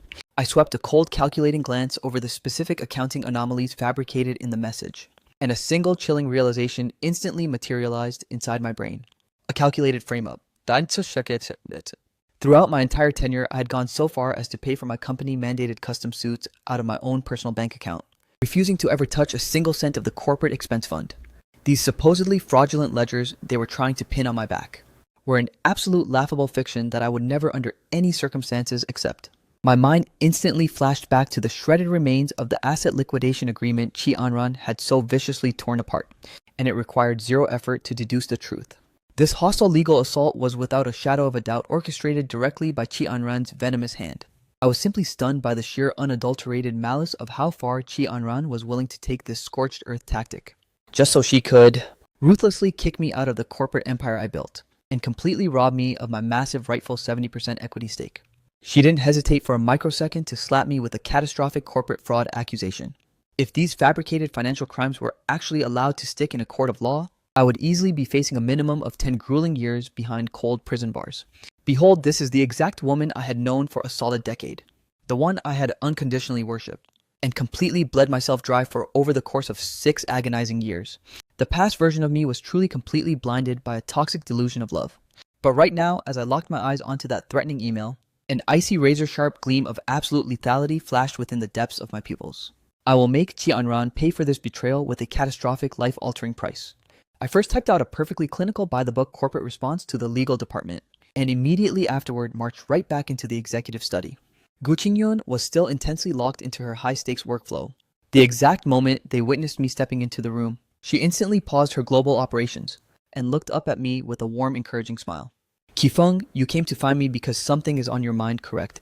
Speak freely to me. Her gaze was brimming with an almost maternal protective warmth that, mirroring a supportive guardian, coaxing a naturally introverted child to finally voice his innermost thoughts.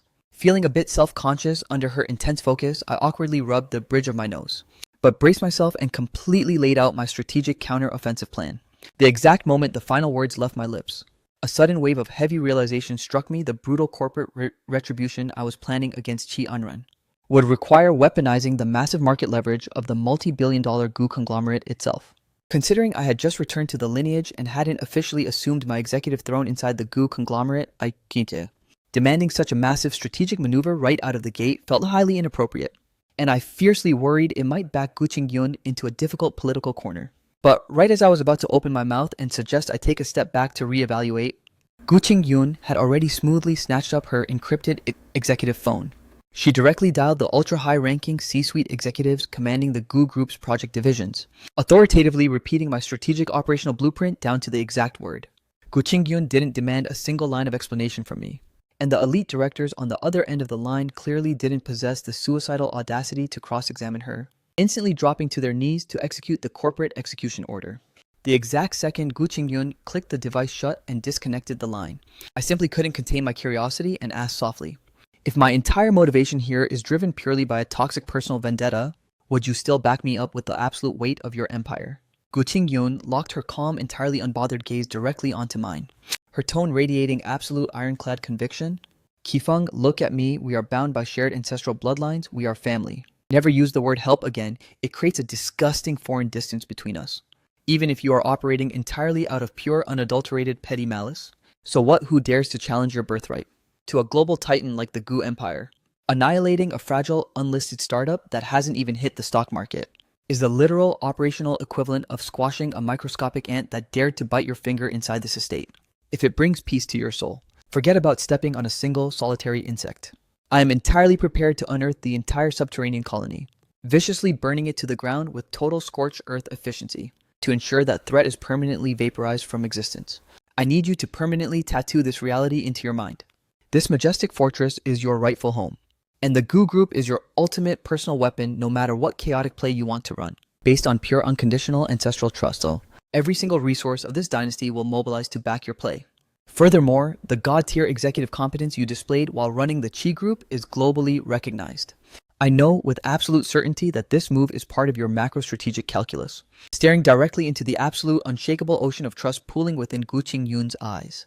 It felt as though a deep emotional chord within my scarred heart had been gently, beautifully plucked. And realistically, my analytical mind knew the layout of this offensive strike was flawless. First, it was absolute retribution. But second, it was a high-efficiency protective maneuver engineered specifically to preserve the Gu Group's capital. After all, during my absolute reign over the Chi Group, I was the sole guarantor ensuring that the joint ventures favored the Gu Group's margins. But now that I had officially severed my connection and walked away, those multi-million-dollar high-stakes ventures I single-handedly negotiated and managed would inevitably face catastrophic operational collapse under the Chi Group's incompetent new leadership.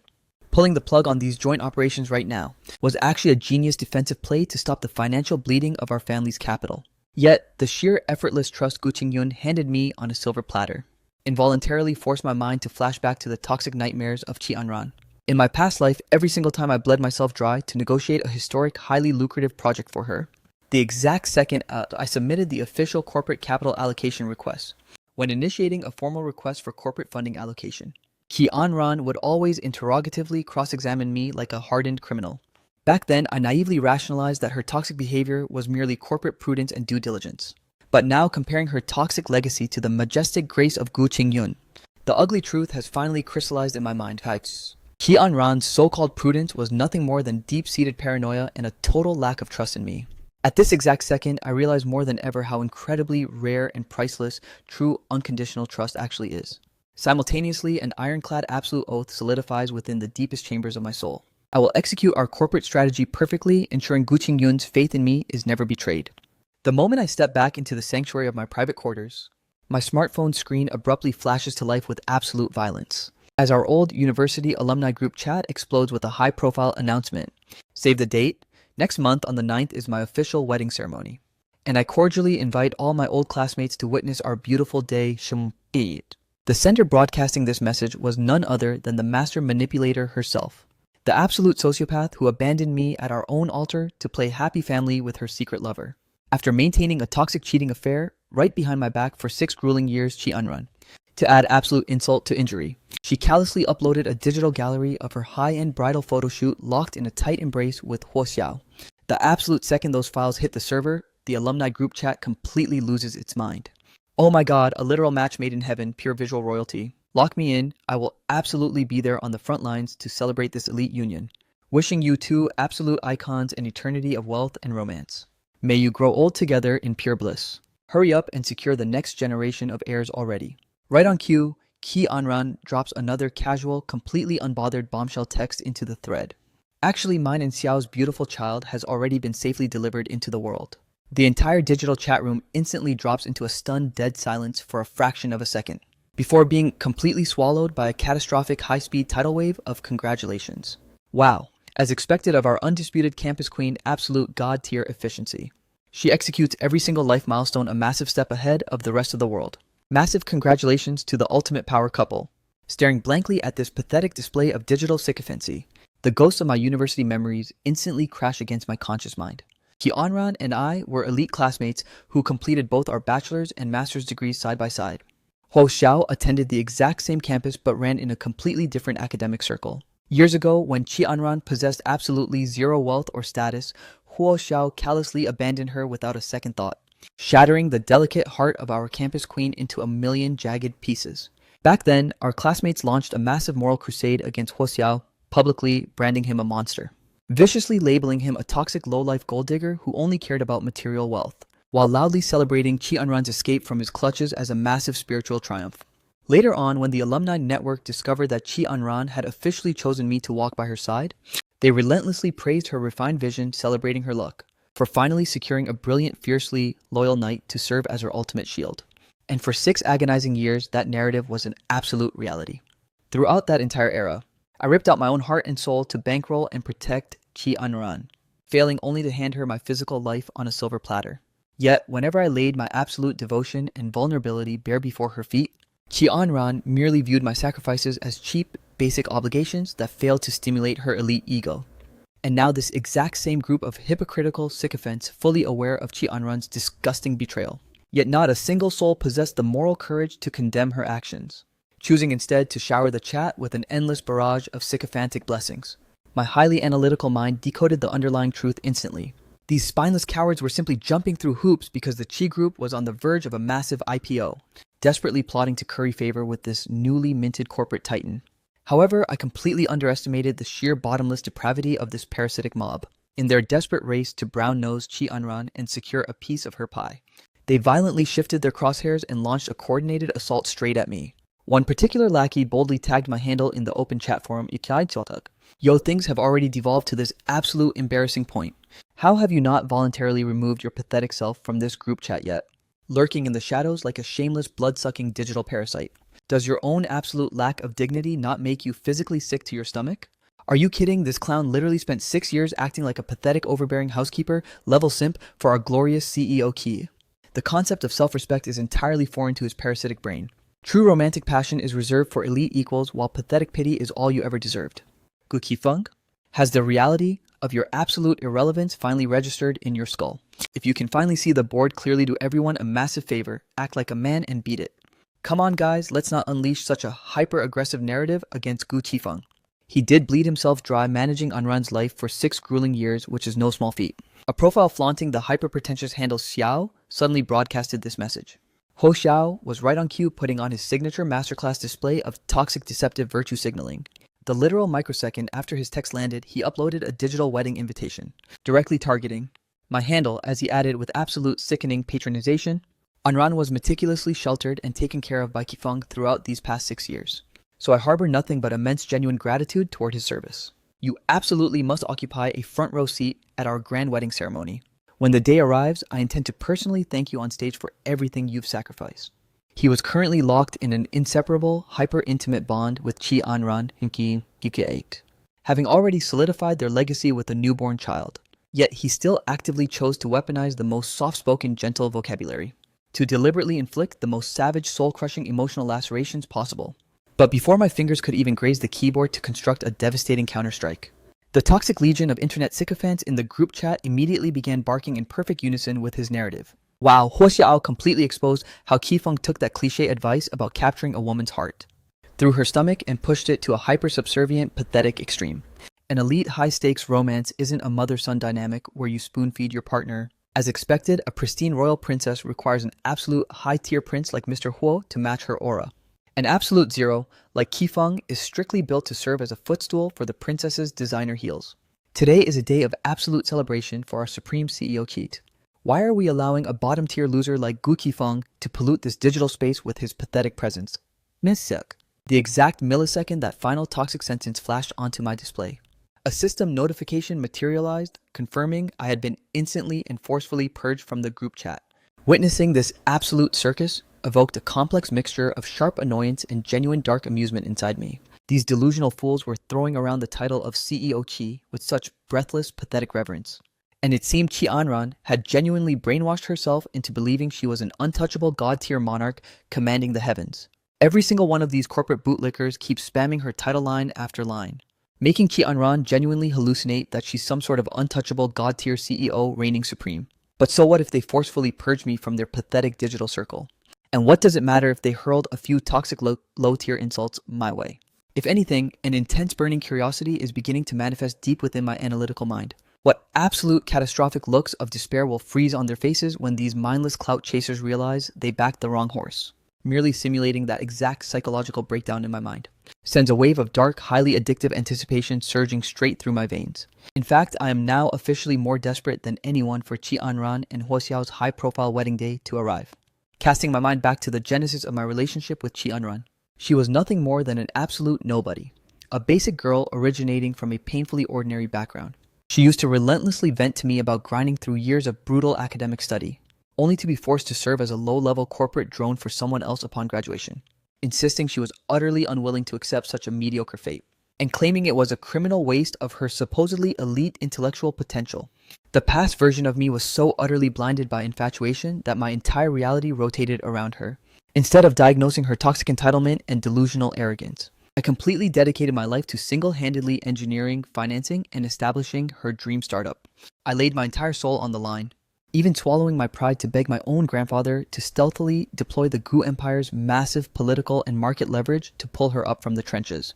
The absolute second those parasitic sycophants in our university group chat noticed Chi Anran's corporate career was finally achieving exponential upward momentum, they instantly scrambled like starved rats to inject their own capital into her company. Back then, I naively rationalized that since we shared the same alma mater, lifting them up to build generational wealth together was the right play. But looking back from the peak of my awakening, it was a catastrophic, colossal error in judgment. Because the harsh reality is those spineless hypocrites never deserved a single cent of my empire. My grip tightened violently around the frame of my smartphone, as a flawless, multi-layered blueprint for total economic annihilation quietly crystallized within my conscious mind. Right at that critical juncture, a soft rhythmic sequence of knocks resonated from the heavy master suite doors. Kifeng, may I have your permission to step inside? It was Gu Qingyun, her voice dripping with an ethereal, soothing melody.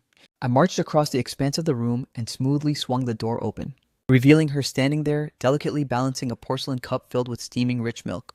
The exact millisecond her eyes locked onto my physical silhouette, a genuinely breathtaking, extraordinarily radiant smile illuminated her beautiful face. A glass of warm milk is excellent for stabilizing your physical constitution, and it will dramatically optimize the deep cycles of your REM sleep tonight. An instant powerful wave of emotional warmth flooded my scarred chest, as that profound sensation of being unconditionally cherished and protected by Gu Qingyun washed over my defensive boundaries once more. I had honestly spent sleepless hours agonizing over the harsh mechanics of my return to the Gu family crest, On the fateful day, the truth was unveiled, and Gu Qingyun was stripped of her title as the sole undisputed heiress of the multi-billion-dollar Gu bloodline. By all laws of human nature and corporate greed, she should have harbored a deep toxic resentment toward my existence. Yet her conduct toward me had been defined exclusively by an infinite, boundless ocean of gentleness, almost as if she was desperately trying to pour the entire sum of her life's warmth and devotion directly into my wounded soul. I smoothly accepted the steaming porcelain cup from her hands, though my lips instinctively constructed a somewhat defensive, self-reliant response. You truly do not need to constantly go out of your way to cater to my every need. I am more than capable of managing my own lifestyle. Furthermore, regarding the immaculate customized layout of this private sanctuary, I haven't properly expressed my deepest gratitude to you yet. Even if grandfather was the one who theoretically authorized the budget for my welcoming gifts, the vast majority of the high-end pieces integrated into this space were curated by your own hands, weren't they? Big sis, thank you truly. Grandfather belongs to a completely different generation. So even if he authorized a limitless black check budget for my homecoming, he wouldn't possess the exact aesthetic precision to procure these specific luxury brands, let alone select pieces that are so fiercely synchronized with modern trends and perfectly tailored to a young man's elite taste. Therefore, my analytical mind knew with absolute certainty that this sanctuary was a testament to Gu Qingyun's devotion, rendering my expression of gratitude entirely deep and raw from the heart. Gu Qingyun merely let out a beautifully soft, elegant laugh before replying, "You have finally returned to your rightful throne within this lineage. So as your sister, executing this baseline of care is the absolute minimum standard." As the words left her lips, she smoothly withdrew an elite, hyper-exclusive black card and pressed it toward my palms. "Take this imperial line of credit and go systematically acquire whatever your heart desires." My gaze locked entirely onto the surface of that legendary uncapped obsidian card, even though my brain had thoroughly processed the reality that the Gu dynasty possessed absolute country-ending wealth. Experiencing Gu Qingyun's casual, staggering level of financial generosity firsthand left me profoundly stunned. Having closely interacted with the upper echelons of the billionaire class during my past corporate operations, I knew for a fact that even within families swimming in endless pools of liquid capital, due to strict dynastic control and psychological tests, they would only dole out rigid, heavily policed monthly stipends to their heirs. A jaw-dropping scenario where an absolute limitless black card is handed over as a casual gesture was an anomaly that was completely unheard of within the elite circles. This mythical tier of credit line was an asset I had previously only witnessed in cinematic masterpieces. Yet here was Gu Qingyun effortlessly handing it over with zero hesitation or protective boundaries, leaving me completely overwhelmed by the sheer weight of her profound affection. There is absolutely no need for this. The luxuries currently anchoring this bedroom are already far beyond excessive. Every single asset in this compound belongs to you by absolute birthright. Gu Qingyun's voice vibrated with an ironclad, non-negotiable finality. Furthermore, the strategic offensive moves you requested earlier have already been flawlessly executed by our network. Moving forward, I will personally ensure that the subhumans who dare to inflict trauma upon your soul pay a catastrophic price, forcing them to crawl back to your feet, weeping and begging for a microsecond of mercy. The exact millisecond those lethal words materialized, the warmth illuminating Gu Qingyun's stunning face completely vaporized, instantly replaced by a terrifying razor-sharp flash of absolute bloodthirsty ruthlessness within her pupils, and right on cue matching our precise macro-strategic calculus. Before even a meager 30 minutes could tick past on the clock, Qi Anran's caller ID flashed violently across my smartphone screen. The literal microsecond I swiped to connect her unhinged, hysterically enraged screech blasted through the speaker. "Gu Qifeng asawa, yin qi on." You absolute disgusting backstabbing snake. Hearing Qi Anran reduced to such a pathetic state of unadulterated, chaotic fury triggered a wave of absolute exquisite ecstasy rushing straight through my central nervous system, mirroring the refreshing chill of devouring a block of sub-zero ice on the most scorching summer day. A slow, dangerously sharp, mocking smirk curled across my lips as I prepared to systematically toy with her sanity like an apex predator playing with a cornered rat. Oh, do enlighten me. What exact flavor of underhanded malice am I being accused of today? Qi Anran was clearly grinding her teeth down to dust on the other end of the encrypted connection, forcing out every single syllable with a venomous, lethal intent. You actually possess the absolute audacity to question me. If you hadn't maliciously pulled the strings behind the scenes, why would the primary investors for the massive Western Suburbs project suddenly yank all their capital? The Strategic Western Suburbs joint venture was a monumental multi-million-dollar corporate development, and the Gu conglomerate itself was heavily anchored in it. Recalling how Qi Anran had previously trampled all over my dignity and loyalty, an icy, merciless inferno instantly ignited within my soul. At this point, I completely took off the kid gloves. You and Ho Xiao are a match made in hell, a toxic cheating duo. And the Gu group simply refuses to be associated with absolute garbage like you guys. Ki Anran was so intensely choked by my words, she couldn't even form a coherent sentence. And only after a tense silence did her absolute humiliation explode into a feral screech. Gu Qifeng, how dare you viciously backstab my entire corporate empire? I will ensure you are permanently exiled from this company effective immediately. I merely let out a mocking razor-sharp chuckle. Oh, didn't your treacherous self already try to run that play? Refusing to waste another precious microsecond of breath-banding words with her, I spun around and immediately retained the absolute most elite god-tier law firm in the capital to crush the Qi Group's legal team into dust. The so-called fraudulent evidence they had so meticulously fabricated to frame me instantly dissolved like a sandcastle before the absolute onslaught of my legal titans. They thought they could just illegally kick me to the curb. I let out a cold, deeply mocking sneer. Fine, let's run that play.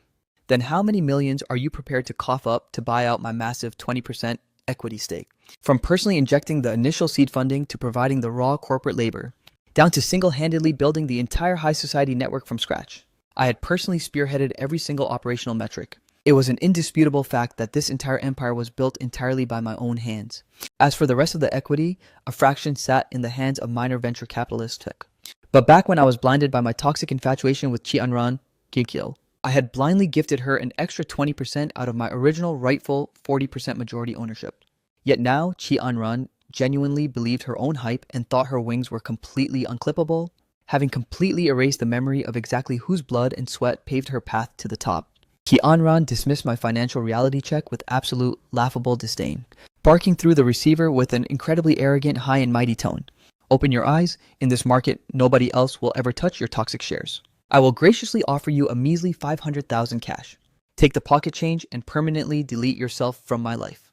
While compared to the pathetic 10,000 allowance she tried to throw at me earlier, it was a 490,000 upgrade. But this microscopic 500,000 payout couldn't even match my basic monthly executive salary at the Qi Group. I had literally bled for her enterprise for 6 grueling to unyielding years.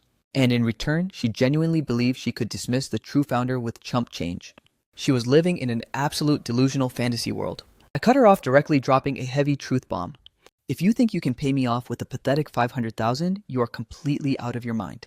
Ki Anran's tone grew intensely impatient and venomous, as she fired off a rapid-fire barrage of words like a fully automatic weapon. What are you still desperately praying that I'll change my mind and crawl back to you? Gu Qifeng, in your own delusional mind. You completely bled yourself dry for me over the course of 6 long years. But do you honestly possess the brain capacity to realize something? Every single bit of that so-called devotion was nothing more than a suffocating heavy shackle to me, crushing me so hard I literally couldn't even breathe. Let me lay the absolute truth out for you. What you felt wasn't a single shred of genuine love.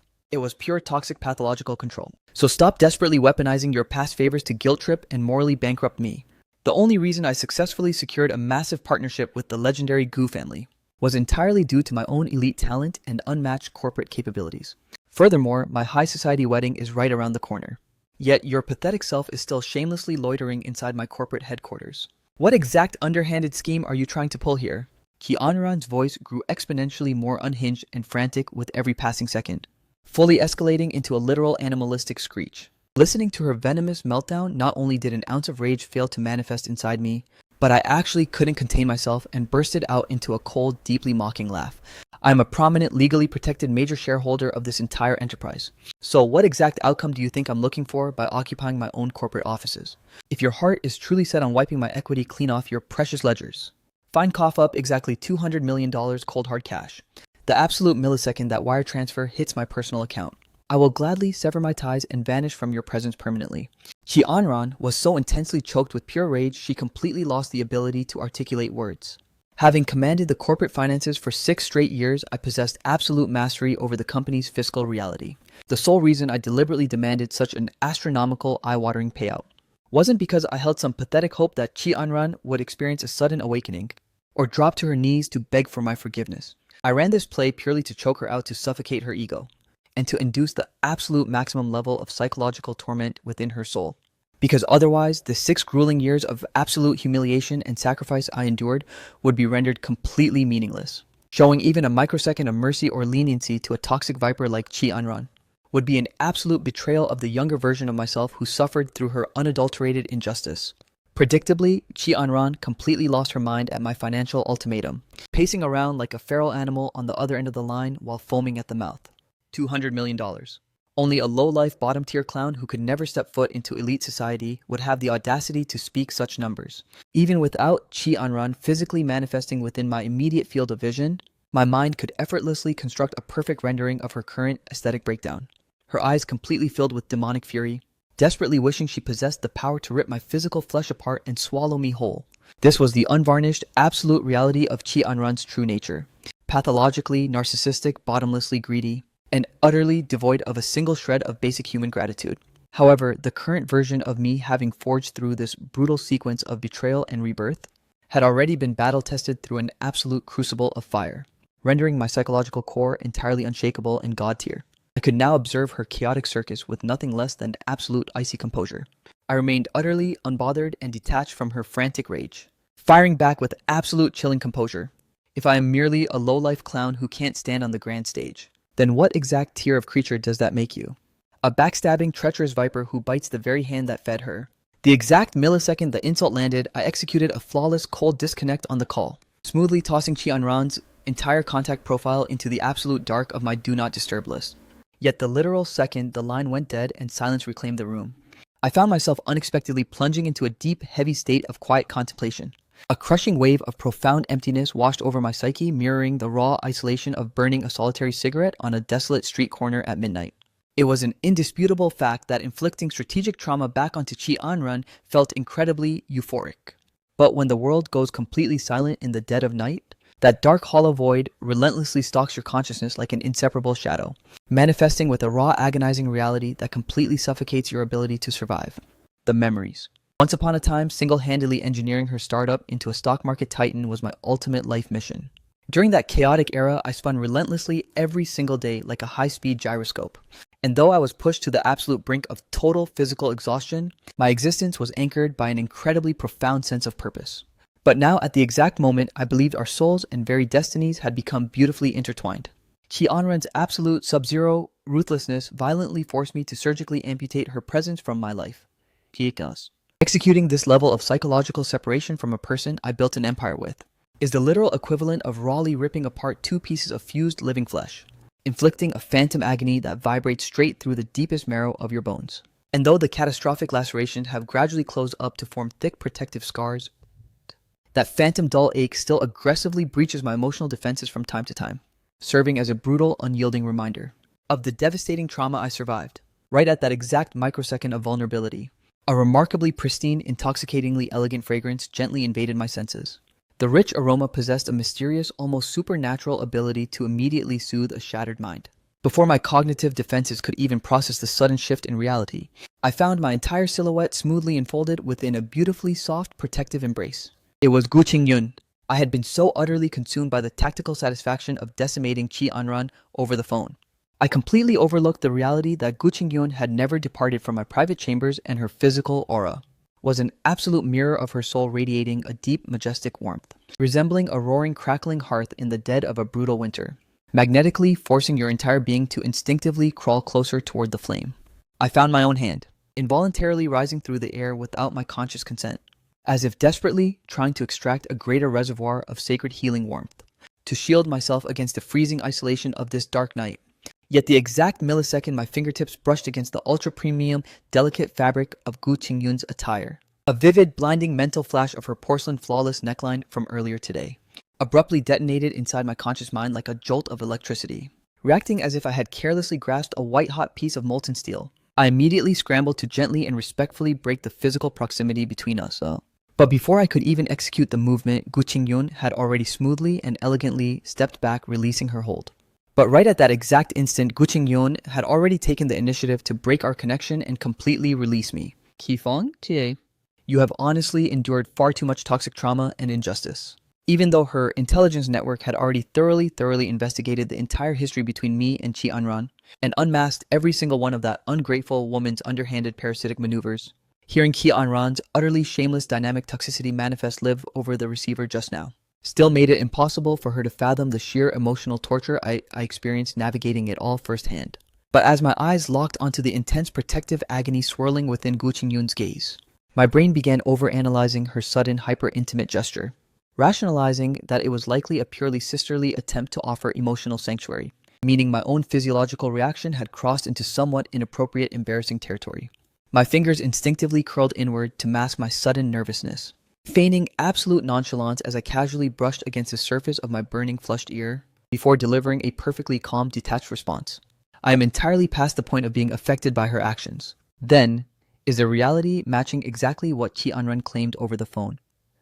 Tia, are you secretly still trapped in the ashes of that dead romance, unable to let her go? Gu Qingyun framed the question with an incredibly casual, almost unbothered demeanor. I froze slightly for a fraction of a second, instantly decoding exactly why her mind had constructed such a specific hypothesis, and smoothly countered with a question of my own. Are you under the impression that forcing Chi Anran into a corner over a $200 million buyout, especially while possessing absolute certainty that her current liquidity cannot support such a catastrophic sum, is merely an underhanded strategy to ensure we remain permanently tethered to one another? Of course, that is not the strategic endgame here. The absolute only reason I am demanding that Chi Anran liquidate my equity within the Chi group is precisely because I intend to permanently incinerate every single bridge connecting our lives. However, I refuse to grant her the luxury of scavenging my life's work at a pathetic discount. As the words left my lips, another critical macro variable flashed across my tactical calculus. I had previously instructed Gu Qingyun to systematically terminate every single joint venture with the Qi Group. The catastrophic market intelligence had technically not been leaked to the public sector just yet, meaning Chi Anran was still entirely blind to the impending economic apocalypse. But the exact millisecond that execution order goes live, the market valuation of the Qi Group will experience an absolute terminal freefall. Once that bloodbath commences, liquidating my equity for $200 million becomes an absolute statistical impossibility. Furthermore, judging by Chi Anran's pathologically stingy penny-pinching reaction during our explosive call, forcing her to completely drain her reserves to buy me out before the public termination notice hits the press will require an absolutely flawless psychological trap to execute properly. Right as the skeletal outline of a devastating strategy began to take form within my mind, Gu Qingyun smoothly interrupted my thoughts, her voice dripping with supreme confidence. Qifeng, I possess the perfect playbook to force Chi Anran into willingly coughing up every single cent of that 200 million. In fact, I will have her begging on her hands and knees for the absolute privilege of buying you out. Staring into the absolute masterclass brilliance radiating from Gu Qingyun's calculating eyes, an intense wave of intellectual excitement instantly surged through my veins, prompting me to shelve my own tactical blueprint without a second thought. I simply locked gazes with Gu Qingyun and let out a dangerously smooth smile. In that case, I shall sit back and enjoy the masterpiece you're about to orchestrate. Exactly 72 grueling hours later, Chi Anran's caller ID flashed violently across my screen once more, desperately requesting an immediate face-to-face summit to finalize the official acquisition of my equity stake. Ever since I thoroughly exposed her treacherous, ungrateful nature, I couldn't stand the thought of subjecting my eyes to her absolutely repulsive toxic face again. I cut straight through the noise, delivering a sub-zero response. If you have business to conduct, spit it out over the wire right now. As for the official equity transfer paperwork, utilize a high-priority courier service to deliver it to my estate. There is absolutely zero reason for us to occupy the same physical reality ever again. Chi Anran desperately scrambled to hurl a few more venomous, razor-sharp insults back through the receiver. But my analytical mind formulated the reality instantly. Gu Qingyun had undoubtedly deployed her massive macro leverage behind the scenes, forcing this arrogant target to aggressively bite down on our hidden hook. While the exact corporate espionage mechanics she utilized remained a mystery to me, I was more than willing to flawlessly play my part in this tactical operation, fully intent on aggressively tightening the economic noose around her neck. So I executed a ruthless cold disconnect straight in the middle of Chi Anran's sentence, and precisely matching my strategic forecast. Barely 3 agonizing minutes ticked past on the clock, before Chi Anran's caller ID flashed violently across my display once more. The literal millisecond the line connected, she completely lost her mind, screeching unhinged profanities, Yomikak. Gu Qifeng, do you possess a literal death wish? How dare a bottom-tier clown like you boldly cut off my line? Before her toxic, unhinged rant could even reach its crescendo, I decisively terminated the call for a second time, leaving her screaming into a dead, empty frequency. This time, the psychological pressure cracked her within a single minute. Chi Anran's device aggressively dialed back, desperately buzzing with unyielding panic. On this round, I intentionally let the line ring out for 3 agonizing minutes before casually sliding to answer, immediately establishing an ironclad absolute dominant tone that left zero room for negotiation. Listen to me carefully, Chi Anran. If your pathetic ego dares to test my patience for a single microsecond longer, Manually terminating a phone call will be the absolute least of your catastrophic concerns. I will systematically and permanently incinerate every single digital link connecting your reality to mine. And I will ensure you never locate my coordinates again for the rest of your miserable life. The other end of the encrypted line instantly collapsed into a vacuum of stunned silence. After a long agonizing pause, Kianran finally forced herself to speak again. And though it was blindingly obvious she was choking back an absolute volcanic inferno of rage, her behavioral posture had fundamentally shifted into a shockingly submissive, desperate compliance. Kifeng, please let's behave like civilized executives and finalize the details of your equity transfer agreements. Moving forward, it was as if she was gripped by a clinical terror that I would sever the connection again, no matter how utterly devastating, demanding, or extortionate my terms manifested. She completely swallowed her pride and offered zero defensive counter-arguments. As for whatever pathetic, desperate survival matrix her corporate mind was frantically calculating, I honestly couldn't care less to waste my processing power analyzing it.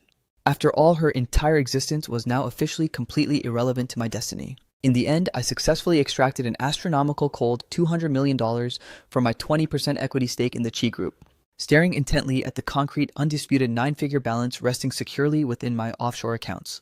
My conscious mind slipped into a brief state of surreal, absolute disorientation, as if I was navigating a hyperlucid dreamlike sequence of pure fiction. This stunning, effortless victory naturally ignited a burning curiosity deep within my core.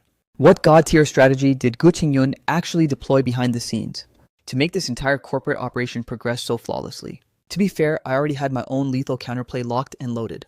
After grinding in the corporate trenches for so many chaotic years, I possessed absolute knowledge of the dark buried skeletons hidden within the company's ledger. We aren't just talking about basic corporate secrets here, as leaking even a fraction of those files would instantly give me total psychological leverage over Chi Anran. However, my strategic mind knew with absolute certainty that executing that specific play would inevitably devolve into a grueling toxic war of attrition, which would not only drain my mental bandwidth, but also waste an astronomical amount of my precious time. By stark contrast, Gu Qingyun's method functioned like a literal stack of broken cheat codes. Right as I was scheming to subtly manipulate the conversation to extract some intel from Chi Anran, the absolute second the ink dried on the official legal paperwork, Chi Anran instantaneously ripped off her submissive camouflage, reverting right back to her default venomous feral state, as she hysterically barked through the receiver. Gu Qifeng, you have officially cross-wired with the entire legendary Gu conglomerate. You are a walking dead man now, you absolute clown. When your world completely collapses and you're begging on your knees to lick the dirt off my luxury heels, I won't extend a single microsecond of salvation to your pathetic soul, let alone waste a single glance on a worthless peasant like you. I listened to her delusional rant utterly bewildered, my mind completely flooded with pure confusion, claiming I had fatally crossed the almighty Gu dynasty. The absolute joke was, I am in blood-right heir of that exact dynastic family, the literal crown jewel young master of the Gu Empire. Before my brain could even fully unpack the sheer irony of her statement, Gu Qingyun smoothly glided into my private quarters once again. She elegantly handed over a meticulously detailed strategic itinerary. This is the comprehensive blueprint I have mapped out for your immediate future. Analyze the metrics, and if your aesthetic radar detects anything that doesn't align with your personal vibe, inform me immediately so I can personally recalibrate the blueprint. I initially hypothesized that this document would be a brutal corporate grind schedule. Yet, as I meticulously scanned the data from top to bottom, I realized it read far more like a flawlessly curated ultra-luxury global tour. Aside from strategically locking me in to attend a few hyper-exclusive elite galas, the vast majority of the timeline was dedicated to jet-setting around the globe under the corporate guise of market research. However, I wasn't naive enough to assume Gu Qingyun was running this play to gatekeep me from the Gu Group, or trying to dull my ruthless work ethic with high society hedonism. Just analyzing the roster of the specific galas she curated, every single event was a high-stakes maximum-tier summit for the global elite. She was clearly systematically building a god-tier networking bridge for my future ascent. As for microscopic parasites existing at Chi Anran's baseline level, they couldn't even fathom the concept of touching the perimeter of an entry ticket to these circles. Yet deep inside my mind was still heavily clouded with unanswered questions, completely unable to decipher the ultimate grandmaster objective behind Gu Qingyun's luxury itinerary.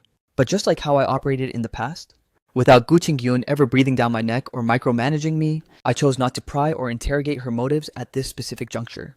Instead, I delivered a beautifully crisp, direct response. Everything looks absolutely flawless to me. I will completely defer to your master coordination.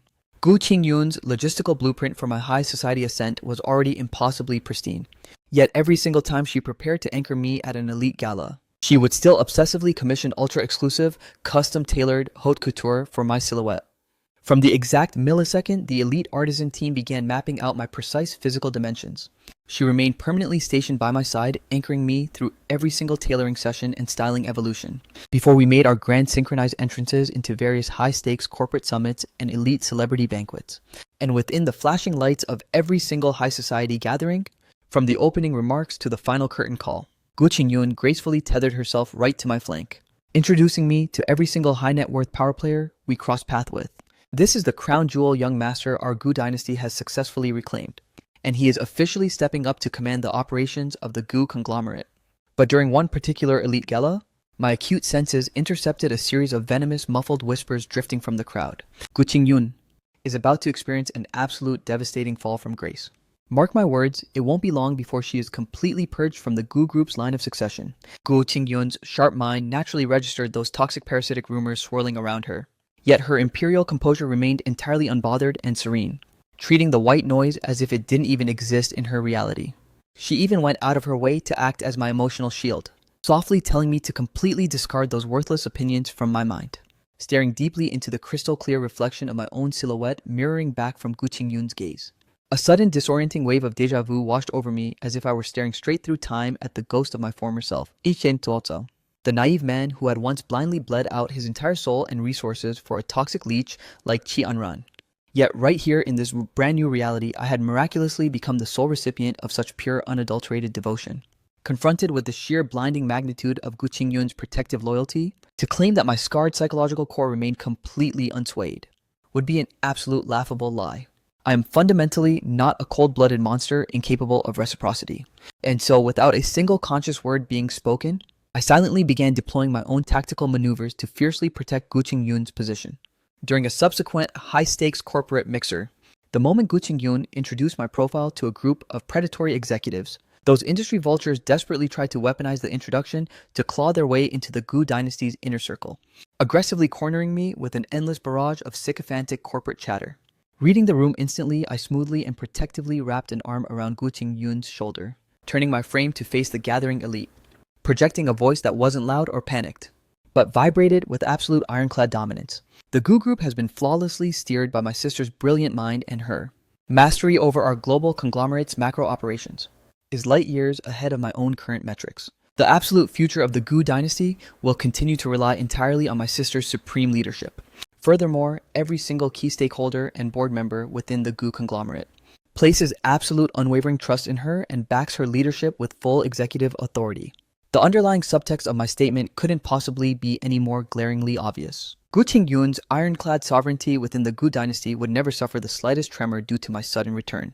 This unyielding, fiercely public defense of mine actually caused Gu Qingyun's imperial eyes to visibly well up with emotion for the first time in history. She instinctively locked her arm tightly around mine, her entire soul deeply moved and overwhelmed by my loyalty. However, her hyper-analytical mind didn't take my words at absolute face value, rationalizing that I was simply running a tactical play to stabilize the public perception of the Gu dynasty. Simultaneously, a dangerous, deep-seated resolve solidified within the depths of her heart to accelerate her plans and completely incinerate any corporate obstacles standing in my way. The exact millisecond the elite gala concluded, Gu Qingyun turned to face me, her voice dropping to a softer register.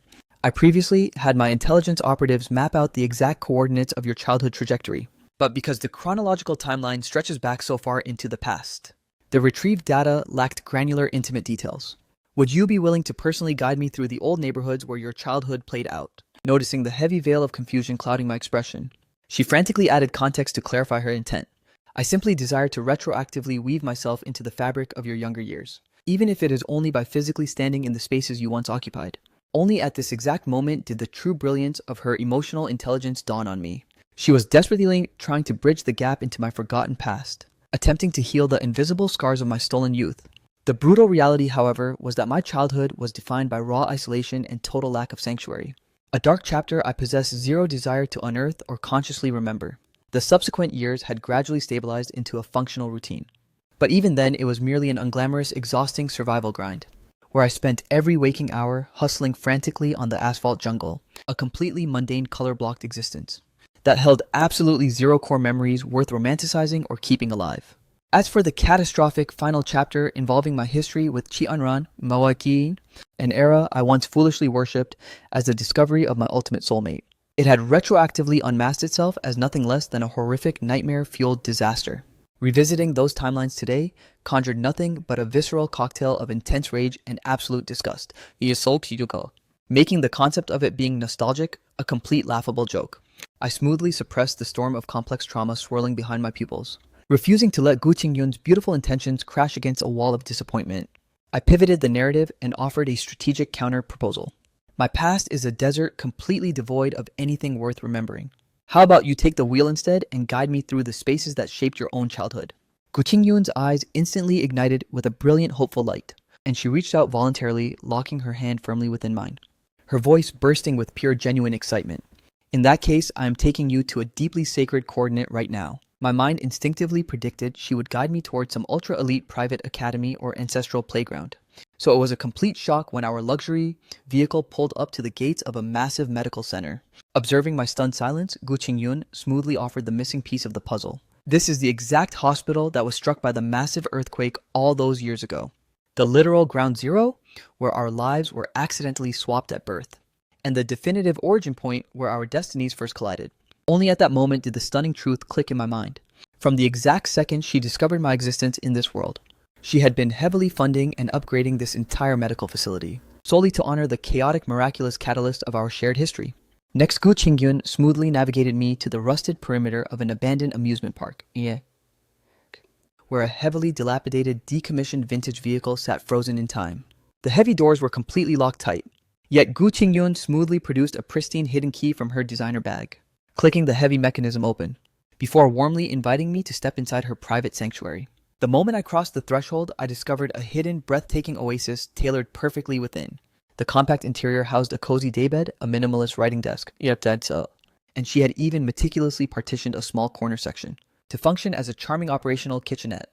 Gu Qingyun gestured toward the beautifully curated layout, her voice dropping to a soft, nostalgic whisper. Welcome to my ultimate secret fortress. Throughout my childhood, I was relentlessly forced to grind through grueling academic curriculums, shuttled endlessly between high-intensity cram schools, elite passion courses, and exclusive private seminars. I was permanently suffocated by a mountain of complex societal etiquette and high-stakes networking drills. Whenever the corporate pressure threatened to completely shatter my mind, I would escape to this exact isolated coordinates completely alone just to recalibrate my psyche, only when enveloped by these walls. Did I truly feel like the unvarnished, authentic Gu Qingyun, rather than the heavily engineered corporate asset bound by the suffocating crown of the Gu dynasty, staring intently into the beautiful raw vulnerability reflecting within her eyes? The profound weight behind her confession resonated directly with my soul. Fearing her words might have triggered a cynical reaction within me, Gu Qingyun frantically scrambled to clarify her perspective with deep earnestness. Qifang, please don't mistake my confession for some tone-deaf elite humblebrag or casual flexing. The absolute truth is, no matter how suffocating the crown became, I am eternally and profoundly grateful to Grandpa, and I deeply cherish every single luxury and privilege the Gu dynasty bestowed upon my life. I possessed absolute, unwavering faith in the integrity of her words, because I had witnessed firsthand how she consistently bled out her energy to scale the Gu Empire's dominance. Grandpa had personally confided in me once before, back when Gu Qingyun was completely blind to my existence and totally unaware that her veins didn't carry the royal Gu bloodline. She already operated with an impossible, hyper-developed sense of duty to the family. It was blindingly obvious to any analytical mind just how utterly crushing and monumental the psychological pressure on her shoulders truly was. Yet she never once flinched or considered retreating from her post. And the exact millisecond she unmasked the truth of my existence, her hyper-conscientious mind rationalized that the empire she held was merely a beautiful borrowed gift meant for another, an inheritance she was morally obligated to repay with maximum interest. Consequently, she shifted into absolute overdrive, grinding exponentially harder than ever before, pushing her limits daily solely to maximize her repayment to the Gu Empire. But under what logical framework would the Gu dynasty ever require her to bleed out like that? From the absolute alpha to the omega of this timeline, she had indubitably entirely been a core blood pillar of the Gu family. Since we occupy the identical family unit, the very concept of repayment becomes a completely obsolete, ridiculous theory. The exact microsecond that realization clicked within my mind, I locked my gaze directly onto Gu Qingyun delivering a raw, unvarnished truth. Sister, you explicitly stated before that real family members delete the word help from their vocabulary. Right now, I am adding a new clause: real family never keeps an active ledger of gratitude or strategic repayment. Framing our bond around those concepts makes us feel like total corporate strangers, The moment the words bypassed her audio defenses, Gu Qingyun unexpectedly let out a dazzling laugh, radiating the sudden majestic bloom of a crimson rose under a morning sun. Understood. From this exact timestamp forward, we permanently expunged those metrics from our dialogue. Following that breakthrough, Gu Qingyun dove right back into detailing every single granular variable of her sanctuary, unpacking the hilarious logistical nightmares she survived while engineering her secret fortress, recounting the sheer mental static she navigated when anomalous, eerie noises echoed through the empty park, and walking me through the high-stakes tactical chess match she survived during her very first frantic adrenaline-fueled encounter with a wild viper. At this exact pristine juncture, Gu Qingyun was no longer the titanium corporate monarch carrying the survival of a massive dynasty, nor the clinical prodigy crushed under the monumental expectations of the elite global sector. The entity manifesting right before my eyes was merely a raw, beautifully dynamic and vibrant young woman completely untethered from the world. She was unreservedly downloading the unedited archives of her history straight into my consciousness, creating a profound psychological shift, a beautiful illusion that throughout the chaotic spinning matrix of her younger years, my presence had never actually been absent. The absolute dead of winter night eventually claimed the sky, anchoring both of us safely back inside the perimeter of the luxury villa. I smoothly and effortlessly reached out, taking her designer bag from her grasp. This wasn't some performative textbook act of superficial chivalry, but rather the organic, hyper-synchronized synergy that naturally manifests between true kindred spirits. The exact moment Gu Qingyun slid a beautifully warmed glass of milk across the counter toward me, I didn't offer a cold, mathematically detached expression of gratitude like before. Instead, I locked eyes with her and casualized the atmosphere. I actually possess a massive culinary weakness for a perfectly whipped layer of milk foam on top. Does that specific texture align with your personal palate? I'm somewhat of a master artisan when it comes to crafting milk foam. Would you like me to custom whip a gourmet layer for your glass as well? Biatso. Gu Qingyun's hyper-acute senses instantaneously registered the massive emotional thaw in my defensive posture.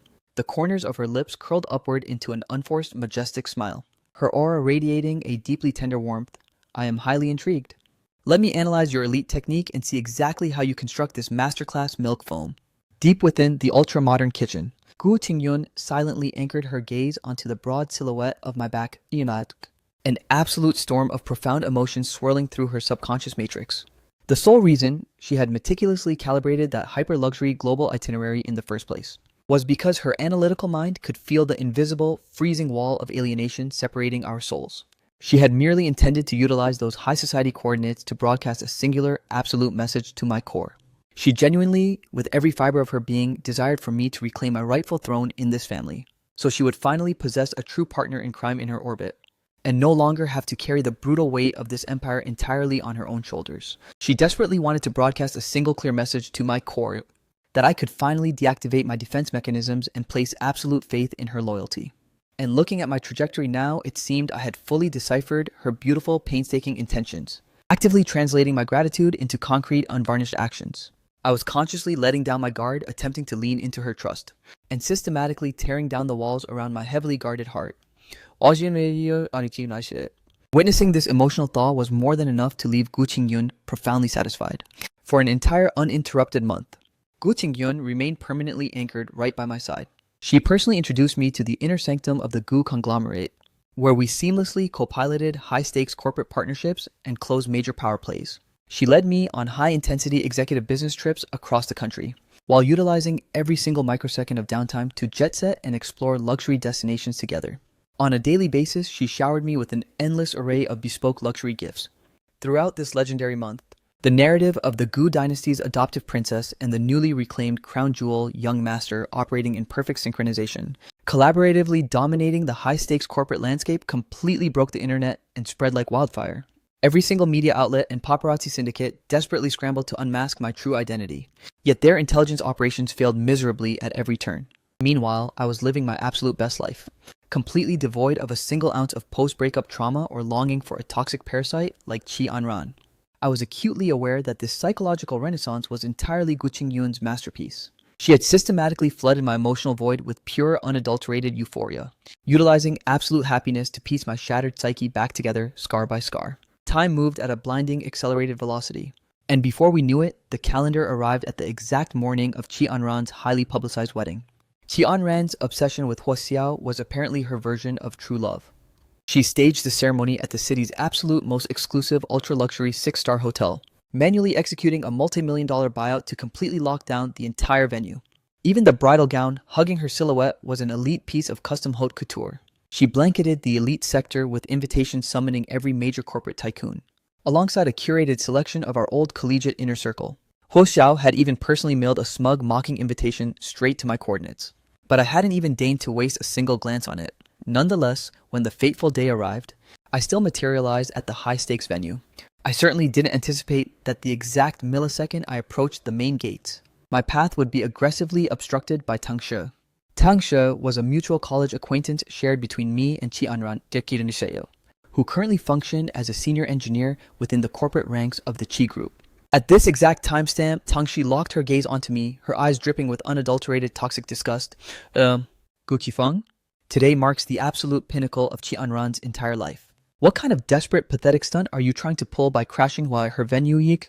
You literally showed up coated from head to toe in cheap knockoff designer garbage. Do you possess absolutely zero self-respect? You total embarrassment. The moment Tang Shi finished hurling her venomous lecture, she aggressively lunged forward, physically attempting to purge me from the perimeter. Get lost, get lost, get lost. Get your pathetic freeloading face out of my sight right now. Tang Shi, the high-paying corporate title you currently possess? Have you completely wiped the memory of how you actually secured it from your brain? I slightly narrowed my eyes into razor-sharp slits, locking an icy sub-zero glare directly onto Tang Shi's face. Back in the day, Tang Shi had been ruthlessly backstabbed and financially liquidated by a predatory shell company, leaving her buried alive under millions of dollars in crushing, inescapable debt. Backed completely into a dead-end corner, she was literally on the absolute precipice of ending her own existence. I was the sole savior who extended a lifeline to her drowning soul, not only manually wiping out her entire mountain of toxic debt, but directly utilizing my leverage to secure her a premium high-ranking seat within the Qi group. That tactical intervention alone is the sole reason she enjoys her cozy upper-middle-class luxury lifestyle today. Yet who could have predicted that the second she tasted wealth, she would instantly morph into a toxic, ungrateful viper, baking unhinged, venomous insults straight into the face of her ultimate savior. The exact moment those cold facts bypassed her audio defenses, Tang Shi's aggressive physical movements instantly froze mid-air. I knew her internal matrix was frantically processing those buried, unglamorous archives. Honestly, I possessed zero inherent desire to unearth her humiliating history in public. But right at that second, several other former classmates joined the toxic pile-on, throwing shameless shade. Wow, sending a joke invitation was a meme. And your desperate ass actually manifested here for real. Don't tell me your pathetic broke self is still chronically obsessed with Anran? Sick. If you're trying to pull a desperate X stunt, it's honestly just sad at this point. Gu Qifeng. I highly advise you to locate whatever micro-ounce of self-respect you have left, before the heavy-duty security detail physically launches your body onto the concrete. If that happens, what little social credit you possess will be permanently incinerated. I shifted my frigid analytical gaze across the faces of the classmates orchestrating the slander, my inner consciousness completely flooded with supreme cinematic irony. Every single one of these loudmouthed clowns were parasites I had personally bankrolled and saved in the past. It seems the ecosystem of this world is chronically overpopulated by treacherous, ungrateful leeches. I genuinely hope that when my true god-tier identity is officially unveiled in a few moments, they possess that exact same arrogant energy to maintain this pathetic clown show. Right as the tension reached its absolute boiling point, Qi Anran's radar officially locked onto my coordinates. She aggressively shifted her posture, storming over with heavy, authoritative strides, her facial expression radiating an unbearable supreme sense of unearned narcissism. Adopting her default high and mighty corporate goddess persona, she pierced me with a freezing razor-sharp gaze before spitting out. Gu Qifeng? I possess zero desire to physically neutralize you on the absolute happiest day of my entire life. I calmly analyzed her cinematic hostility, a profound, heavy realization echoing deep within my soul. The cognitive dissonance between genuine love and complete apathy is truly a terrifying abyss. Cast your mind back to the exact day of my own wedding ceremony with Qi Anran. Eat shit. She had callously abandoned me to navigate an absolute chaotic social nightmare entirely solo, leaving my reputation completely exposed to the predatory, mocking, and toxic interrogations of the high society elite. Yet here at the grand entrance of her sacred wedding with Huo Xiao, she is losing her absolute mind over my mere presence. However, that momentary flicker of residual bitterness instantly dissolved into nothingness, and my face effortlessly reverted back to a completely unbothered, nonchalant smirk. Qi Anran sit. If you choose to violently purge me from this venue right now, you will regret it for the rest of your days. I didn't manifest here today as some pathetic, desperate ex trying to crash your vows. Qi Anran, however, reacted as if she had just intercepted the most hilarious joke on the planet, bursting into a hysterical, unhinged laugh. Me regret, the absolute greatest regret of my entire existence was settling for a nobody like you for 6 agonizing years. You have already fundamentally crosswired with the Almighty. Gu dynasty, yet you still have the absolute audacity to claim. I will be the one filled with regret mug, yeah. If I were you, I'd be sweating over whether your pathetic corpse will even secure a proper burial plot. E.T. Security, drag this absolute garbage out of my sight right now. The exact millisecond the command left her lips, a squad of massive black-suited elite bodyguards aggressively closed in on my coordinates. The second the crowd caught wind that I had fatally crossed the goo conglomerate, those toxic, sycophantic former classmates who were just hurling insults at me, desperately looking to score social points with Chi Anran, while frantically trying to flex for any high-ranking goo group executives who might materialize, actually began aggressively rolling up their sleeves, completely prepared to physically assault me themselves. There's absolutely no need to waste corporate security on a peasant. Let us handle this trash, y'all. Anran chill, we've got you completely covered.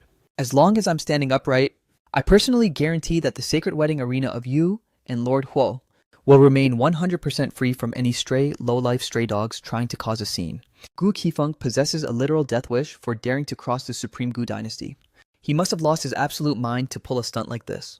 I intercepted intel that the highest tier executives from the Gu group are manifesting today. So I am physically purging this clown right this second. Before his worthless existence offends the eyes of our royal guests, I shifted a freezing sub-zero gaze across their hyper-aggressive faces, remaining completely anchored to the asphalt without flinching a single millimeter. Right as the predatory mob lunged forward to execute their physical assault, I dare any of you to lay a single microscopic finger on him, an incredibly deep sub-zero baritone vibrating with absolute imperial authority, echoed across the courtyard, cutting through the chaos as it approached. I smoothly pivoted on my heels toward the sound, only to witness Gu Qingyun elegantly supporting Grandpa as they made their grand entrance toward my coordinates. Gu Qingyun was draped in a breathtaking smoke-gray luxury trench coat, which served to maximize the delicate, heart-stopping perfection of her doll-like silhouette. Her flawless facial features looked as if they were meticulously sculpted by the gods, a pair of sophisticated black-rimmed glasses resting perfectly on the bridge of her sharp nose. Yet, beneath the pristine reflections of those lenses, her pupils burned with a terrifying apocalyptic frost. Ki Anran. The bride's previously unhinged arrogant aura instantly withered into absolute nothingness, her confidence completely shattered. CEO Gu, Elder Master Gu, you have both officially graced us with your presence.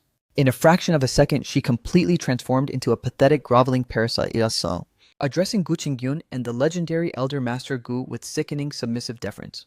Noticing that their sharp laser-focused glares remained strictly anchored on my position, Qi Anran arrogantly assumed her microscopic brain had perfectly decoded the entire situation, and he eagerly stepped forward to claim credit. He is merely a suicidal low-life stalker who doesn't know his place.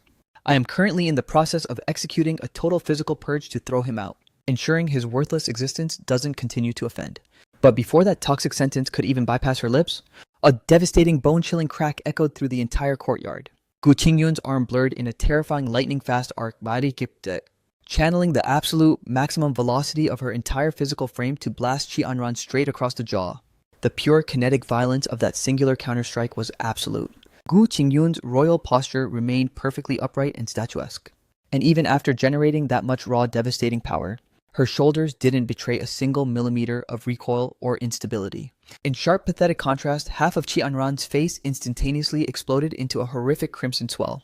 Her entire equilibrium shattered as she staggered backward several paces through the dirt, locking eyes directly with Qi Anran's utterly paralyzed, trembling gaze. Gu Qingyun's blood-red lips parted slightly, unleashing a sub-zero apocalyptic monologue. If my hyper-acute audio senses served me correctly just now, you explicitly declared your intention to violently eject my precious brother from this venue. Furthermore, let me recalibrate your reality. My blood brother is the supreme crown jewel young master of the entire Gu dynasty, and the absolute undeniable future sovereign of the multi-billion-dollar conglomerate. The delusional claim that an entity of his god-tier status would simper after a parasite like you. Are you chronically trapped within a brain-dead narcissistic hallucination from which your pathetic consciousness has yet to awaken? Those reality-shattering words functioned exactly like a nuclear warhead detonation, instantly reducing the entire high society crowd to a dead, horrified, and microscopic silence. Even the literal atmosphere turned suffocatingly, unnaturally stagnant. Right at that perfect psychological timestamp, as if to drive the absolute final nail into their coffins. The legendary patriarch of the Gu dynasty took a slow, deliberate step forward, extending a deeply affectionate, protective hand to firmly pat my shoulder, as his voice resonated with deep grandfatherly warmth. My dear Qifeng, get chico. What are the foundational protocols your grandpa drills into your mind on a daily basis? When operating out in the wild, you must permanently deactivate your gentle temperament. The exact millisecond wolves circle you, you must deploy absolute unyielding dominance. Look at how these low-life scavengers actively dare to hunt and humiliate you in broad daylight. This isn't a mere microaggression against your individual dignity. This is a direct declaration of war against the sovereignty of the entire Gu conglomerate. The Elder Master delivered this world-ending decree with a perfectly smooth, unbothered tone. Nonetheless, the catastrophic implications behind his words caused the knees of every executive in the crowd to instantly buckle with terror. Kianran's arrogant, high and mighty corporate goddess persona was permanently obliterated, her entire physical form trembling uncontrollably like a leaf in a level 5 hurricane. Yet deep within the ruins of her shattered ego, a desperate, pathetic denial still lingered, prompting her to stutter out a trembling, weak question. Gucci Fango? Wasn't it common knowledge that young Master Gu had completely crossed the Gu dynasty? How on earth is he? At this precise moment, the foggy narrative completely cleared, unveiling the entire sequence of events. It turned out that when the high-ranking executives of the Gu group previously synchronized with Qianran, they noted, they possess zero desire to let an elite stakeholder like me remain embedded within a low-tier entity like the Qi group. Their explicit rationale was that my god-tier status was completely fundamentally mismatched with her pathetic microscale corporate brand. Yet, Qianran's single-digit IQ arrogantly deduced that I had somehow fatally offended the Supreme Gu dynasty, which is why she frantically liquidated a staggering $200 million in capital, solely to execute a hostile buyout of every single share resting in my portfolio. In her wildest, most narcissistic delusions, Qianran probably genuinely believed that if she could somehow anchor her fragile company to the multi-billion-dollar mothership of the Gu Empire, the Qi Group's stock market valuation would instantaneously launch straight into the stratosphere. Once that golden era manifested, forget about a mere 200 million, even a monumental $2 billion, would be absolute pocket change for her to effortlessly rake back in. That specific financial delusion was the sole reason she signed over the capital with zero hesitation, hyper-fixated entirely on purging me from the absolute matrix of the Qi Group. As Gu Qingyun actively listened to her ridiculously self-absorbed delusional justification, she let out a sharp, spontaneous laugh, an incredibly cold, venomous cascade of pure cinematic mockery. Let me recalibrate your broken logic. My executive's literal meaning was that a microscopic, irrelevant sandbox like your pathetic Qi Group possesses absolute zero right to host my multi-trillion-dollar blood brother as a stakeholder. How utterly tragic. That a bottom feeder like you, Qianran, actually dared to look down on my family's crown jewel. Qianran, those expensive eyes of yours are completely ornamental. You are utterly clinically blind. Qianran locked eyes with the abyss swirling within the depths of Gu Qingyun's pupils. A terrifying apocalyptic glare capable of completely incinerating an entire family dynasty. And the chilling reality finally clicked that she had been utterly checkmated in a tactical setup. Yet, as long as the apex predators of the Gu dynasty refused to explicitly confirm the trap, she possessed absolute zero legal or financial recourse. Furthermore, did she even possess the suicidal audacity to demand a confession from them? If the almighty Gu Empire openly mobilized its corporate war machine against the fragile Qi Group, her entire life's work would be reduced to nothing more than a helpless ant, crushed into microscopic stardust in a fraction of a second. Faced with an absolute dead end and zero tactical exits, Qianran was forced to deploy the only pathetic weapon she had left: total submission. With a heavy echoing thud, she instantly dropped straight onto her knees right before Gu Qingyun's imperial silhouette. CEO Gu, I swear on my life it wasn't supposed to be like this. I wasn't trying to orchestrate a hostile eviction against your precious brother. I was completely, utterly blind to the fact that Gu Qifeng carried the royal blood of your dynasty. Qianran was indeed completely blissfully ignorant of my true lineage. I could actually provide absolute verification for that singular variable. After all, throughout the entire 6-year timeline, I spent cohabitating with this toxic parasite Shou. I had intentionally flawlessly masked my god-tier identity from her radar. During my chaotic younger years, I was constantly shuffled through a revolving door of foster homes. But the absolute millisecond those families conceived their own biological children, they would immediately cast me aside into the freezing shadows, leaving my existence completely neglected and abandoned. So, when the almighty Gu dynasty finally tracked me down and brought me home, I spent an incredibly long block of time feeling like I was trapped in a surreal hallucination, utterly terrified to believe that this god-tier reality was genuine. Furthermore, the family already possessed an absolutely peerless apex-level prodigy like Gu Qingyun, standing in the shadow of her monumental excellence. My subconscious matrix was heavily plagued by a crippling sense of inferiority. And when I originally declared my absolute resolve to lock down a life with Qianran, Grandpa was the absolute first entity to launch a furious, unyielding counter-objection. The legendary patriarch instantly locked his face into a terrifying expression, straight up declaring that Chi Anran possessed a fundamentally corrupt toxic psychological wiring, and was absolutely not a loyal soul companion worthy of walking life's marathon. Back in that naive timeline, my mind was entirely flooded with bitter resentment, convinced that Grandpa was merely harboring some elitist, unfair prejudice against her. Yet looking back at the unedited wreckage from my current coordinates, I am forced to concede that the old master truly possesses an infinite archive of human analysis, his psychological evaluation metrics being flawlessly, terrifyingly precise. Driven by a blind obsession to secure an eternal timeline with Chi Anran, I made the absolute unyielding decision to sever ties and walk away from the Gu dynasty. Once I executed that exit, my pride naturally blocked me from ever begging the family for financial lifelines.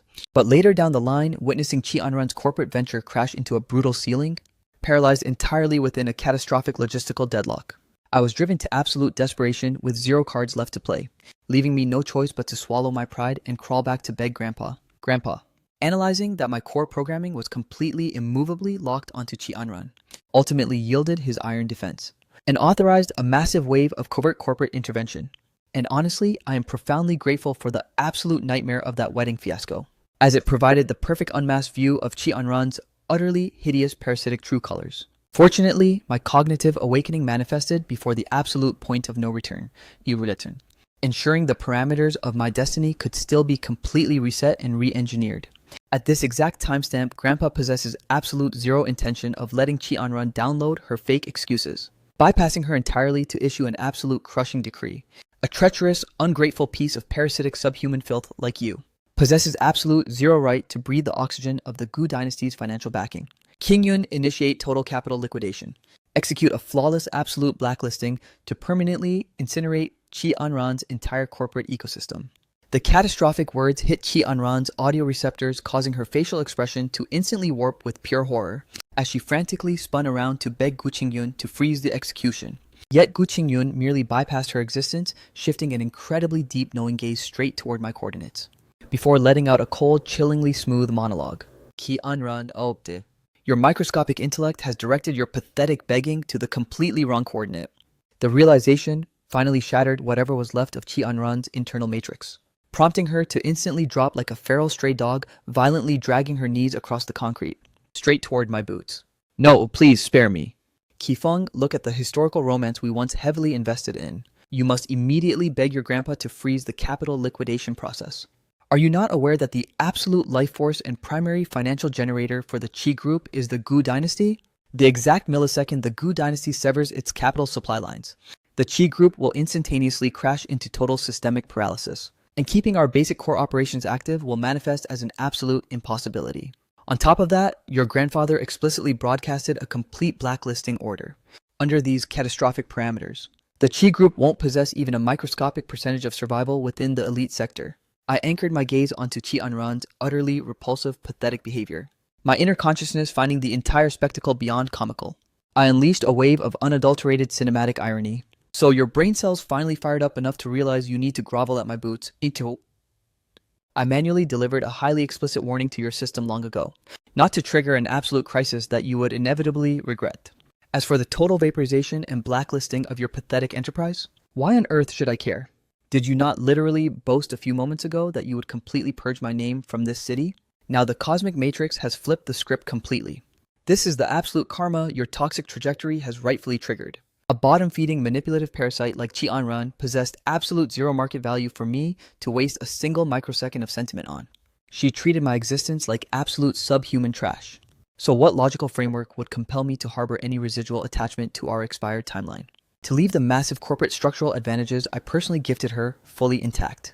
If I executed a move that unbelievably spineless, it would be a total unpardonable betrayal toward the royal Gu family who genuinely cherish my soul, and an absolute toxic refusal to hold the Matrix accountable for the psychological trauma I endured. Chi Anran's system refused to accept the total checkmate, desperately scrambling to execute one final pathetic gamble. Yet she didn't possess even a microscopic window of opportunity to touch the edge of my silhouette. The exact instant her arm extended, I deployed a heavy-duty, devastating kick that violently launched her backward. That singular physical strike officially and permanently shattered every residual link anchoring our histories together. Watching Chi Anran completely liquefy onto the dirty concrete like a pathetic puddle of human trash, The processing units of our former classmates finally calculated the true reality of the situation. The entity they worshipped as a golden cash cow, Chi Anran, was nothing more than a worthless, dead twig, while the individual they chronically marginalized and looked down upon myself was the absolute infinite goldmine. The absolute millisecond that data synchronized within their brains. The entire sycophantic mob aggressively swarmed my exact coordinates, their faces completely plastered with nauseating artificial smiles of desperation. Kifong So. Do you not recall that I was literally your absolute favorite desk partner back in the day? I swept a freezing sub-zero gaze across their sweating faces, my pupils cutting through their pathetic facades like a custom-forged titanium blade, letting out a dark mocking chuckle. Are your systems honestly naive enough to assume my memory archives wiped the horrific humiliation you hurl at my name? Or the absolute predatory glee you manifested while trying to kick me into an early grave? The exact group of clown classmates who were aggressively broadcasting insults at my expense just moments ago, instantaneously locked eyes with one another in absolute paralyzed terror. Crushed under the monumental, suffocating pressure of my dominant aura, their knees completely gave out and they collapsed straight onto the dirty concrete one by one, and aggressively hoisted their hands to violently rain slaps down on their own faces. Young Master Good, we are profoundly, completely sorry. It was our absolute clinical blindness that failed to recognize your god-tier supremacy. We beg your absolute nobility to show mercy to low-life trash like us. Please do not lower your elite standards to hold a grudge against microorganisms. Only when they had manually pulverized their own faces into swollen, bloody messes did the suffocating wave of residual malice clogging my chest finally begin to dissipate. I slowly unleashed my verbal strike, initially considering the historical matrix of us being classmates. I genuinely engineered blueprint protocols to pull your pathetic souls out of the trenches, exactly like the massive lifeline I previously deployed to save Tangshu's entire existence. But I successfully calculated that you parasites possess absolute zero worthiness to receive salvation. Okay. Therefore, execute a total immediate purge from my perimeter right now. Those classmates absorbed the decree, their faces instantly warping into a state of catastrophic regret, desperately wishing they could initiate a timeline hop straight back to the past, solely to execute and cannibalize their former selves for daring to disrespect my crown jewel identity. The absolute second I granted them their unearned exit, this pathetic mob didn't harbor a single micro-ounce of resentment. On the contrary, reacting as if they had just intercepted a divine presidential pardon. They scrambled and crawled across the asphalt, desperately trying to vanish from my radar. Right at that perfect timestamp, Gu Qingyun callously dropped a psychological, tactical nuke into the chat. My precious brother inherits a profoundly gentle soul. However, my internal operating system is permanently programmed to execute absolute merciless vengeance, moving forward every single clown currently standing within this perimeter without exception. Ensure your worthless silhouettes never manifest within the borders of this city again. If you cross my radar, your ultimate destruction will make Ki Anran's execution look like a casual playground joke. Those exact words caused their entire physical frames to violently shudder with pure terror, paralyzing their lungs to the point they didn't even dare to exhale a single microscopic breath, frantically nodding their heads in absolute submission to lock down the command, subsequently maximizing the velocity of their frantic strides. They fled the sector as if escaping a literal apocalyptic blast zone. I smoothly pivoted my gaze toward Gu Qingyun's breathtaking silhouette, my analytical units processing the clear data. She executed that high-tier suppression partly to purge the toxic disrespect hurled at my name, but predominantly to fortify my newly reclaimed royal reputation from any future stains. She permanently operated like this flawlessly and without a single reservation, dedicating her entire existence to my protection, following the total annihilation sequence orchestrated at the wedding venue, within a blindingly fast timeline of mere 72 hours. Every single corporate entity aligned with the Qi group acted as if they were operating on a singular synchronized protocol, simultaneously launching unilateral notices to completely terminate all active partnerships. In all honesty, this exact financial landslide was already perfectly hard-coded into my master plan. I had long since issued explicit executive directives to Gu Qingyun to completely freeze and liquidate every joint venture connected to the Qi group. Under this catastrophic macroeconomic pincer move, the Qi group was permanently hollowed out into a worthless dead corporate shell, collapsing into absolute unsavable bankruptcy after a pathetic short struggle. Qi Anran was completely thoroughly stripped of every single asset, reduced to an absolute zero. Once upon a timeline, her naive brain cells genuinely believed that anchoring her company to the massive Gu Empire mothership would launch her into elite luxury. Yet her system never calculated that she was the targeted prey all along, completely trapped inside a pre-engineered cage with zero exits. As for those clown classmates who had previously dumped their life savings to purchase equity in the Qi group, the literal millisecond they intercepted news of the company's total bankruptcy, they mobilized like a pack of rabid wolves to violently corner, Ki Anran, grabbing her by her messy hair and pulling out her premium hair stick, Concise. They shriek straight into her face, Ki Anran. Every single micropenny of the capital I invested in your garbage brand. I am manually recovering right this second, so I am granting your pathetic system a strict 72-hour deadline. Don't forget about my portfolio either. If that timestamp hits and you fail to manifest our liquid cash, we will personally orchestrate a total real-life horror show for you. Even if we have to literally chop your flesh into pieces and black market sell it, we will recover our funds.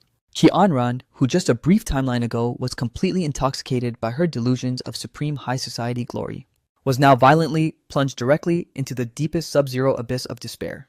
Her superficial gold-digging matrix completely shattered into worthless stardust.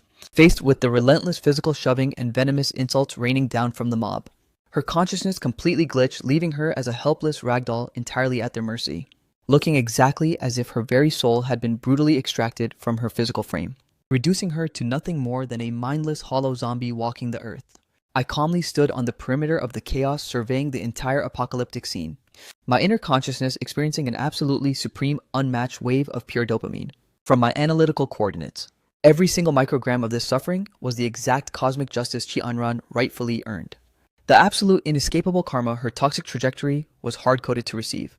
I couldn't help but run a dark simulation in my mind. If I hadn't successfully resynced with my god-tier lineage as the Gu dynasty's crown jewel young master, my ultimate fate under her heel would have been 1,000 times more brutal than her current execution. Simply because Ki Anran operated with absolute zero empathy, leaving no survival space for others, and treated human beings like complete subhuman trash, is the exact mathematical reason she reaped this catastrophic venomous harvest today. Go Qingyun's hyper-acute mind seemingly calculated that exact same thought thread, abruptly closing the distance to my side, and whispered with a deeply enigmatic, mischievous smirk, "The execution sequence isn't even close to being finalized yet." The moment the words left her lips, she callously flicked a heavy top-secret dossier straight onto Ki Anran's trembling knees.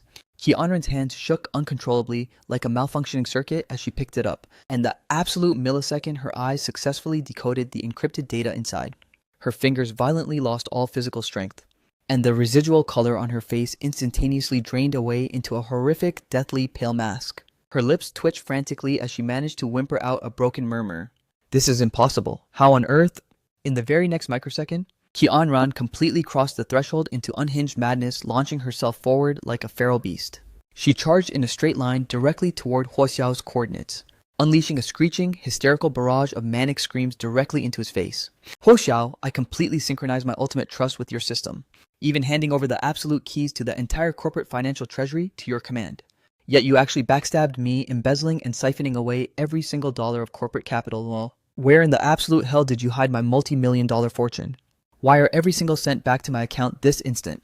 At this moment, Huo Xiao was tightly clutching their toddler in his arms, and witnessing Ki Anran's completely unhinged predatory meltdown, he instinctively recoiled several steps backward into the crowd. "Ki Anran, deactivate your psychotic programming and stop tweaking. I don't possess a single molecule of Gucci Feng's spineless tolerance. I am absolutely not built to suffer through poverty with you. Furthermore, the exact second Gucci Feng executed his permanent exit, what kind of catastrophic dumpster fire your company mutated into? Are you seriously going to pretend you didn't know? Have you successfully locked down even a single revenue-generating contract over these past months? I calculated early on that this corporate ship was destined to sink into the abyss. Initially, I estimated we could barely survive by bleeding dry the legacy contracts that Gu Qifeng pre-engineered before his departure, but I never anticipated he would completely flip the script on us, so what logical reason did I have to wait around, yo? Naturally, the only logical protocol was to siphon off as much raw capital as my system could secure. So from the absolute inception of our timeline, you were merely hunting my bank account. Ki Anran's eyes instantly flooded with a cocktail of crimson veins and tears, her vocal cords trembling with severe psychological damage. For a toxic parasite like you, I completely abandoned Gu Qifeng, who treated my existence like royalty. And this is the absolute betrayal you deploy against me. Her bloodshot pupils wide with horror, she broadcasted a terrifying aura of pure unadulterated insanity. Huo Xiao merely intercepted her emotional breakdown with a callous, scoffing smirk. "Which is exactly why you are a clinically certified pathetic clown.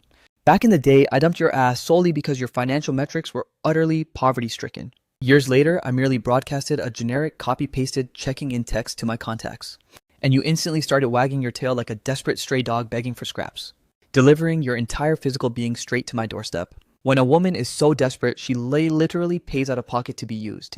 What logical universe would compel me to decline a free ride? Don't you dare try to paint my character as some cold-hearted villain either.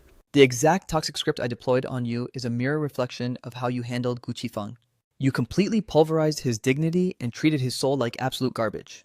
What kind of narcissistic delusion makes you think the cosmic matrix wouldn't execute the exact same protocol on you? Huo Xiao paused for a cold fraction of a second, a flash of dark predatory malice surging through his eyes, before delivering the final emotional execution, though it truly is a massive financial waste.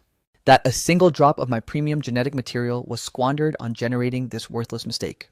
Qianran asitot. Don't even hallucinate that I will expend a single penny to raise this brat. You desperately forced this pregnancy, so deal with the wreckage yourself. The exact millisecond the venomous sentence left his lips, Huo Xiao's gaze turned completely sub-zero, and he violently hoisted the toddler, brutally hurling the crying child straight at Qianren's torso like a piece of garbage. Witnessing the horrific trajectory, Qianren's pupils instantaneously underwent a violent contraction, her basic maternal instincts overriding her panic as she lunged forward to break the fall. But her desperate lunge met absolute empty air. At that identical millisecond, a sickening heavy thud echoed from directly behind Huo Xiao's silhouette. It turned out Huo Xiao had merely simulated a forward throw as a tactical feint. In reality, he hoisted the screaming toddler completely over his head, and violently launched the child backward with maximum velocity, brutally smashing the fragile body straight into the solid floor. And the coordinates where he stood happened to be the absolute edge of a massive flight of stairs. The tragic infant absorbed the horrific kinetic impact of the initial crash, before violently tumbling down dozens of razor-sharp concrete steps in a chaotic bone-breaking freefall, instantaneously turning completely chillingly motionless. My baby! Qianren unleashed a shattered, soul-tearing shriek of pure agony, charging toward the bottom of the staircase like an unhinged phantom. But by the time her trembling frame reached the impact zone, the innocent child's vital signs had already permanently flatlined. The tiny broken silhouette lay there completely limp and unmoving, devoid of even a microscopic flicker of human life. Huo Xiao, you absolute demonic demon-spawn monster! How could your subhuman hands execute your own biological flesh and blood? I will drag your soul straight into hell with me. Qianran completely crossed the threshold into psychotic madness, ripping a sharp metallic hairpin from her messy hair, and recklessly lunged at Huo Xiao, violently plunging the makeshift blade into his torso. She savagely stabbed his frame multiple times in a blinding frenzy, unleashing an absolute primal rage within Huo Xiao's system. Channeling his maximum physical output, he brutally wrenched the bloody weapon from her grip, and with a vicious backhand counterstrike buried the hairpin deep into Qianran's flesh. In that chaotic flash, the two toxic entities engaged in a feral, mutually destructive deathmatch on the floor, crimson life force erupting from their open wounds, and permanently staining the surrounding marble into a horrific sea of red. But there was absolute zero chance I would permit Qianran to escape via an easy death. My core protocol demanded that she spend her remaining timeline begging for a swift execution, while trapped in an eternal loop of absolute living purgatory. I coldly commanded my security detail to transport Qianran's bleeding frame to the ICU for emergency life support. Following a grueling high-stakes surgical battle lasting over 10 hours, Qianran's miserable life force was successfully stabilized. However, Huo Xiao and the toddler were officially declared deceased. Consequently, Qianran was slapped with a first-degree murder conviction, receiving a 2-year suspended death sentence. Throughout this bleak prison timeline, her existence was a relentless nightmare.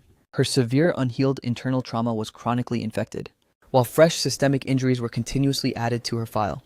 Simultaneously, the furious pack of classmate investors, realizing their capital was permanently vaporized, targeted her parents, deploying absolute lawless vandalism and psychological warfare against them, completely torching their lives into an unlivable, chaotic war zone. And this localized madness was an anarchic variable that even local law enforcement failed to contain. I never calculated within my tactical algorithms that I would cross paths with Qianran's parents again. On this specific morning, the exact second I exited my private quarters, my visual receptors locked onto a pair of frail white-haired senior citizens shivering outside the colossal gates of the Gu estate. The absolute millisecond they verified my silhouette, the elderly duo instantaneously scrambled forward to intercept my path. Qifeng, it's us, your favorite aunt and uncle. Their shaky voices were absolutely drenched in an incredibly desperate, sycophantic tone. In all honesty, if their vocal frequencies weren't still barely recognizable within my auditory matrix, beholding their shredded, tattered clothes that made them indistinguishable from literal street beggars, my system would have fundamentally failed to identify their visual profiles. Yet before the desperate old couple could cross into my personal perimeter, My elite security detail extended their iron arms, stonewalling them instantly. Qifeng, those barbaric classmates from your past have gone completely viciously off the deep end. Since Anran possesses absolute zero liquid cash to reimburse their portfolios, they have been mobilizing like lawless, heavily armed raiders, viciously breaching our residential sanctuary, assaulting our bodies and completely pulverizing our entire home. They even inflicted severe agonizing physical trauma upon our fragile frames. The elderly pair whined as they began manually wiping their theatrical tears, wailing in a thoroughly pathetic cinematic display of manufactured grief. I coldly monitored their low-tier dramatic performance with a sub-zero expression, waiting patiently until their hyperventilating lungs ran completely dry, leaving them utterly breathless before dropping my callously cold verbal strike. And what logical framework dictates that this is somehow my problem? The absolute second those words registered in the old couple's processing units, their choking wails instantaneously suffocated, dying right inside their throats. After a massive, agonizingly dense silence stretched out, Qianran's mother finally activated her ultimate audacity card, shamelessly whimpering, "Qifeng, I recognize that your system might be harboring some minor, unfortunate misunderstandings toward us." Misunderstandings. I brutally sliced right through her sentence. It appears your collective hard drives have suddenly suffered a catastrophic memory wipe. Would you like me to manually reboot your system regarding exactly how I used to cater to your every whim? The second your health flagged, I was frantically running marathons securing elite medical specialists and premium pharmaceuticals. The moment you desired a luxurious mental escape, I escorted your ungrateful souls on fully funded vacations. Yet how did your internal programming repay that absolute loyalty? The millisecond Qianran publicly abandoned my soul at the altar like garbage, did you stand up to enforce basic human justice for my broken heart? On the contrary, you launched a toxic barrage of cold mocking sarcasm, maximizing the psychological humiliation to crush my remaining dignity. Within the internal registry of my mind, Qianran occupies the absolute apex tier of my hatred, and the two walking corpses standing right before me secured the immediate second place. Having spent my childhood surviving under the roofs of cold foster families, my psychological matrix was profoundly starved for genuine, authentic parental warmth. The moment I locked into a relationship with Qianran, that desperate affection bled over to her entire family unit, my whole heart genuinely hard-coding her parents as my own flesh and blood.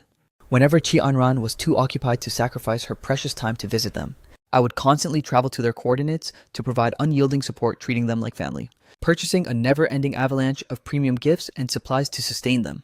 Yet my blazing bonfire of absolute devotion was repaid with a venomous sneer that I was merely a filthy toad daydreaming of swan meat. My pure, unadulterated sincerity was callously and sadistically crushed under their heels, discarded into the waste bin like a pair of worthless, threadbare rags. Having survived that agonizing baseline betrayal, my analytical units definitively calculated that they are identical to Qianran's corrupt profile, completely devoid of a single molecule of human warmth or empathy, operating with a toxic track record as utterly repulsive as yours. You honestly harbor the absolute audacity to crawl here and beg for my divine forgiveness. It is clinically, hysterically laughable. I violently pivoted my head away in absolute disgust, authorizing an immediate tactical directive to the elite security detail at my side: purge these parasites from my perimeter. And if their worthless silhouettes dare to breach the estate coordinates again, eliminate them with extreme prejudice, subsequently completely disabling my audio receptors to their hysterical wails. I stepped directly into my luxury transport and smoothly accelerated away from the sector. Fast forwarding through the timeline, I was drowning in an absolute ocean of elite corporate operations inside the Gu Dynasty headquarters, submerging 100% of my cognitive bandwidth into helping Gu Qingyun govern our global empire. Meanwhile, on the lower frequencies of the city, Qianran was finally discharged from the clinical isolation ward. Not because her biological systems had successfully completed their healing cycle, but because her bankrupt financial metrics made remaining inside the medical facility an absolute impossibility. On this specific afternoon, Qianran, still draped in a filthy, tattered hospital uniform, violently intercepted my armored vehicle, and with a heavy bone-crushing thud, collapsed straight onto her knees on the burning asphalt. Qifeng, I finally decode the absolute reality of my errors. My entire operating system was manipulated and corrupted by that demonic subhuman Huaxiao. I beg your god-tier soul to grant me absolute absolution. She slowly tilted her gaunt face upward, her hollow eyes completely flooded with a pathetic wave of raw desperation. I exited the premium passenger cabin, standing like an apex deity as I cast a chilling downward gaze upon her pathetic frame, my pupils radiating a sub-zero terrifying temperature, indistinguishable from a grim reaper analyzing a rotting corpse. Qianran, Do the weak brain cells remaining in your skull honestly believe the garbage data emitting from your lips right now? Did Huo Xiao possess a mind control device to force you into a toxic multi-year affair with his system, compel you to incubate his child, and actively orchestrate an entire wedding timeline? I paused for a cold fraction of a second before delivering the final psychological execution. Though Huo Xiao was a certified parasite destined for the boiler rooms of hell, there was an absolute fundamental truth in his assessment of your character. You are a clinically unhinged, self-sabotaging clown. You systematically sabotaged and weaponized the loyalty of the one soul who treated you like royalty, only to come crawling back with limitless audacity once that golden lifetime is permanently lost. A subhuman creature who maliciously tramples on pure authentic love like garbage deserves to be thoroughly brutally abandoned to rot in the trenches of despair. Qianran's heavily sunken skeletal face instantly transformed into a deathly pale mask of horror. Her cognitive matrix calculated the absolute finality of the situation. If her system permitted my transport to break orbit right now, the probability of ever intercepting my presence again would drop to absolute zero, mirroring the exact permanent blacklisting that crushed her pathetic parents' survival timeline. Driven by pure desperation, her hand shot forward, death gripping the hem of my trousers, viciously attempting to play the victim card once more, solely to bait a crumb of my sympathy. Qifengsa. You possess absolute zero data on the horrific trauma my parents are suffering through right now. They are physically grinding through multiple backbreaking shifts a day just to survive. Deactivate that garbage script immediately. I violently terminated her pathetic monologue once again. Those two are simply liquidating the massive karmic debt accumulated by your toxic actions. The entity obligated to salvage their lives is you, and furthermore, what kind of severe mental glitch makes you assume I would ever expend resources to bail them out?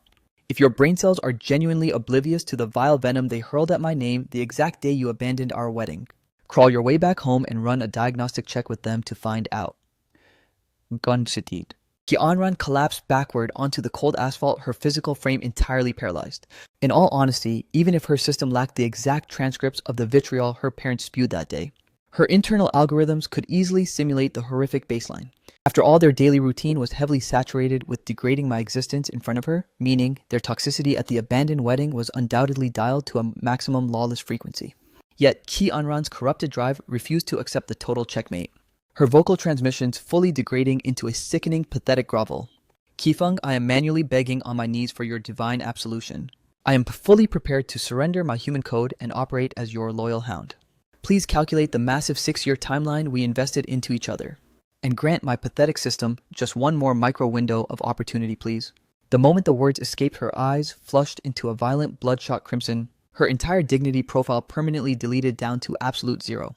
Beholding this thoroughly broken parasite, a wave of dark sadistic amusement suddenly flooded my consciousness, prompting me to interrogate her. Oh, and to what extreme parameters is your system capable of executing commands for my amusement? No. The absolute millisecond that query hit Qianran's audio receptors, a desperate spark of hope flashed through her hollow pupils, deluding herself into believing the execution protocol had encountered a miraculous override. She instantaneously opened her jaw and began barking hysterically like a rabid stray dog at my boots, completely obliterating her human identity to literally manifest as a mindless animal, staring down at the completely dehumanized groveling entity that was Qianran. My mind's eye mirrored the exact memory of the pathetic naive clown I used to be across that identical 6-year timeline. 6 entire years of my unyielding devotion and pure soul. Qianran had callously thrown into the incinerator without a single microsecond of hesitation. My logical parameters were fully clear on one absolute reality. If the cosmic matrix hadn't restored my apex identity as the crown prince of the Gu dynasty, and if I lacked the absolute crushing military and financial backing of Gu Qingyun and my grandfather, the moment Qianran calculated she couldn't siphon the corporate shares from my hands, her malicious code would have undoubtedly triggered a real-life assassination sequence against my life. She possessed a heart so thoroughly demonic she could execute the man she claimed to worship above all else, let alone a discarded pawn like myself whom she had utterly abandoned, and subsequently targeted as an absolute systemic thorn in her side. My facial features locked into an iron emotionless mask as I dropped my final bone-chilling verdict line by line. However, Qianran, it appears your low-tier coding fails to meet the absolute minimum requirements to even function as my stray dog. Gu Qifeng. Qianran ground her teeth into dust, finally crossing the threshold into pure unadulterated fury, her eyes radiating absolute naked murderous intent, as she completely tore off her pathetic victim mask. If your system refuses to grant me divine absolution, then prepare to have your life force permanently deleted. By what cosmic right do you get to reign as the supreme Gu family heir? While my matrix is condemned to rot in the trenches of absolute poverty forever, you are descending straight into the sub-zero abyss of hell with me. The exact millisecond the venomous words left her jaw, she whipped a concealed razor-sharp dagger straight out from her sleeve and executed a lethal high-velocity plunge directly towards my chest, screaming, "Qifeng." My tactical processors had already calculated Qi Anran's incoming strike, and right as I initialized a simple sidestep matrix to effortlessly evade the blade, an urgent high-frequency scream suddenly shattered the atmosphere. In a chaotic blur, a protective silhouette instantaneously localized directly in front of my frame. Though Gu Qingyun channeled maximum kinetic power to kick Qi Anran away, the lethal blade still successfully grazed a deep gash into her lower calf. Beholding the crimson beads of life force pooling on that sharp steel, my heart underwent a violent suffocating contraction, paralyzing my entire system in that frozen microsecond. I immediately dropped to my knees, frantically running a diagnostic check on Gu Qingyun's bleeding injury, even through the fabric of her flesh-toned leggings. Gu Qingyun could distinctly process the searing, hyper-focused heat radiating from my trembling fingertips on her calf.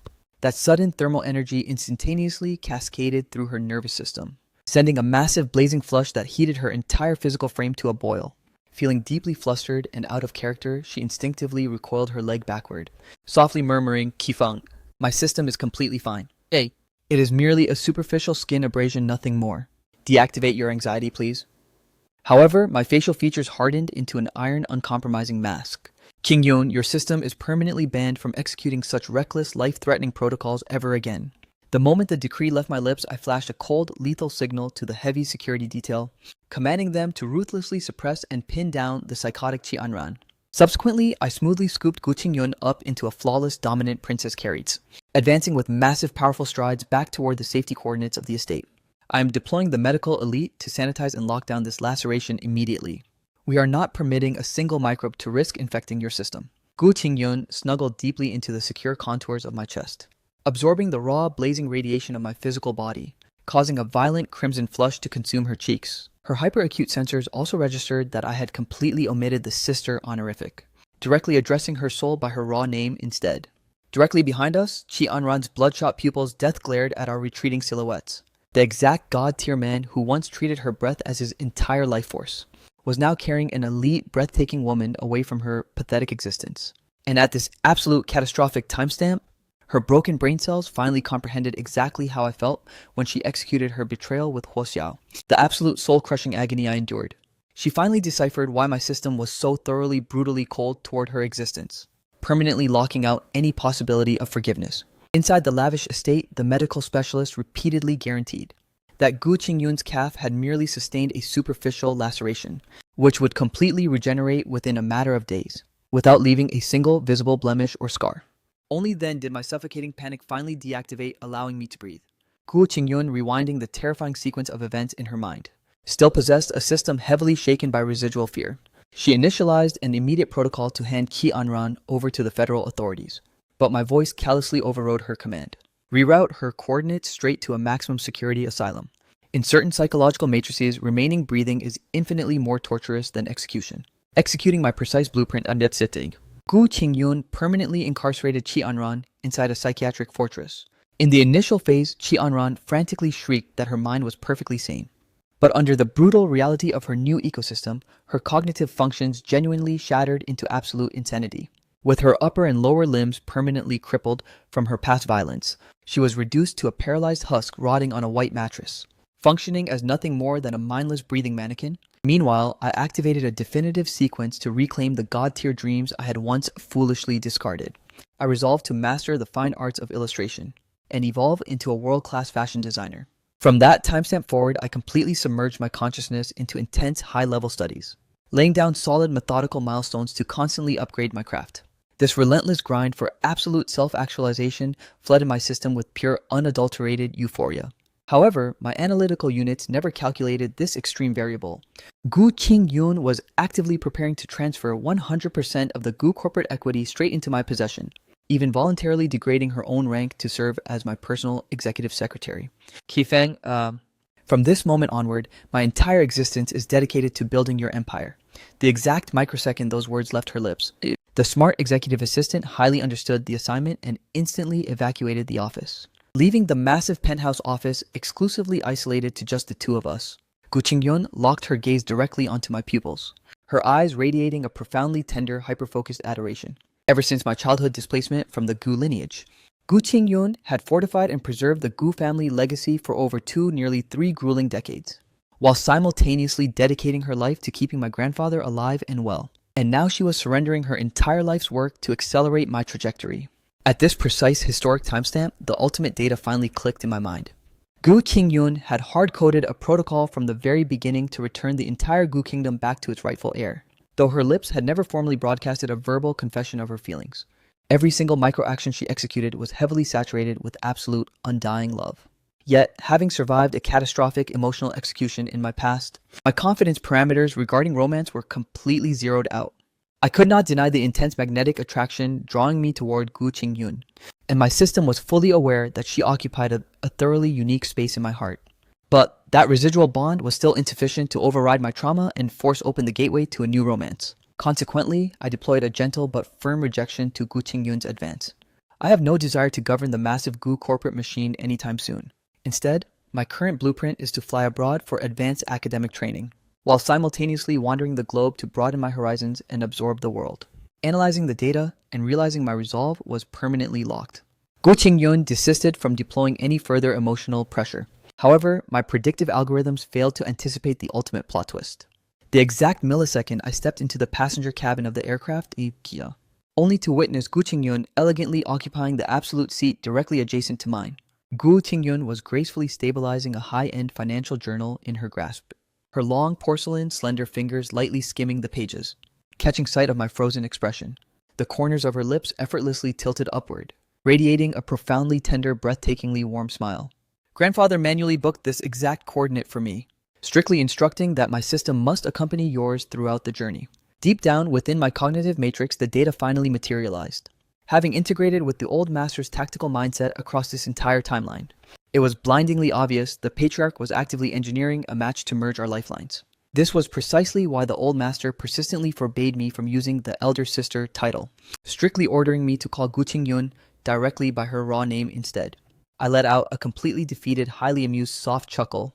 The aircraft engines were already initializing for immediate takeoff, meaning escaping this flight was an absolute statistical impossibility. Pivoting my gaze back to lock onto Gu Qingyun's glowing silhouette, I found myself entirely incapable of suppressing a genuine deep laugh. Perhaps this unscripted global odyssey will yield a legendary, highly unexpected reward after all.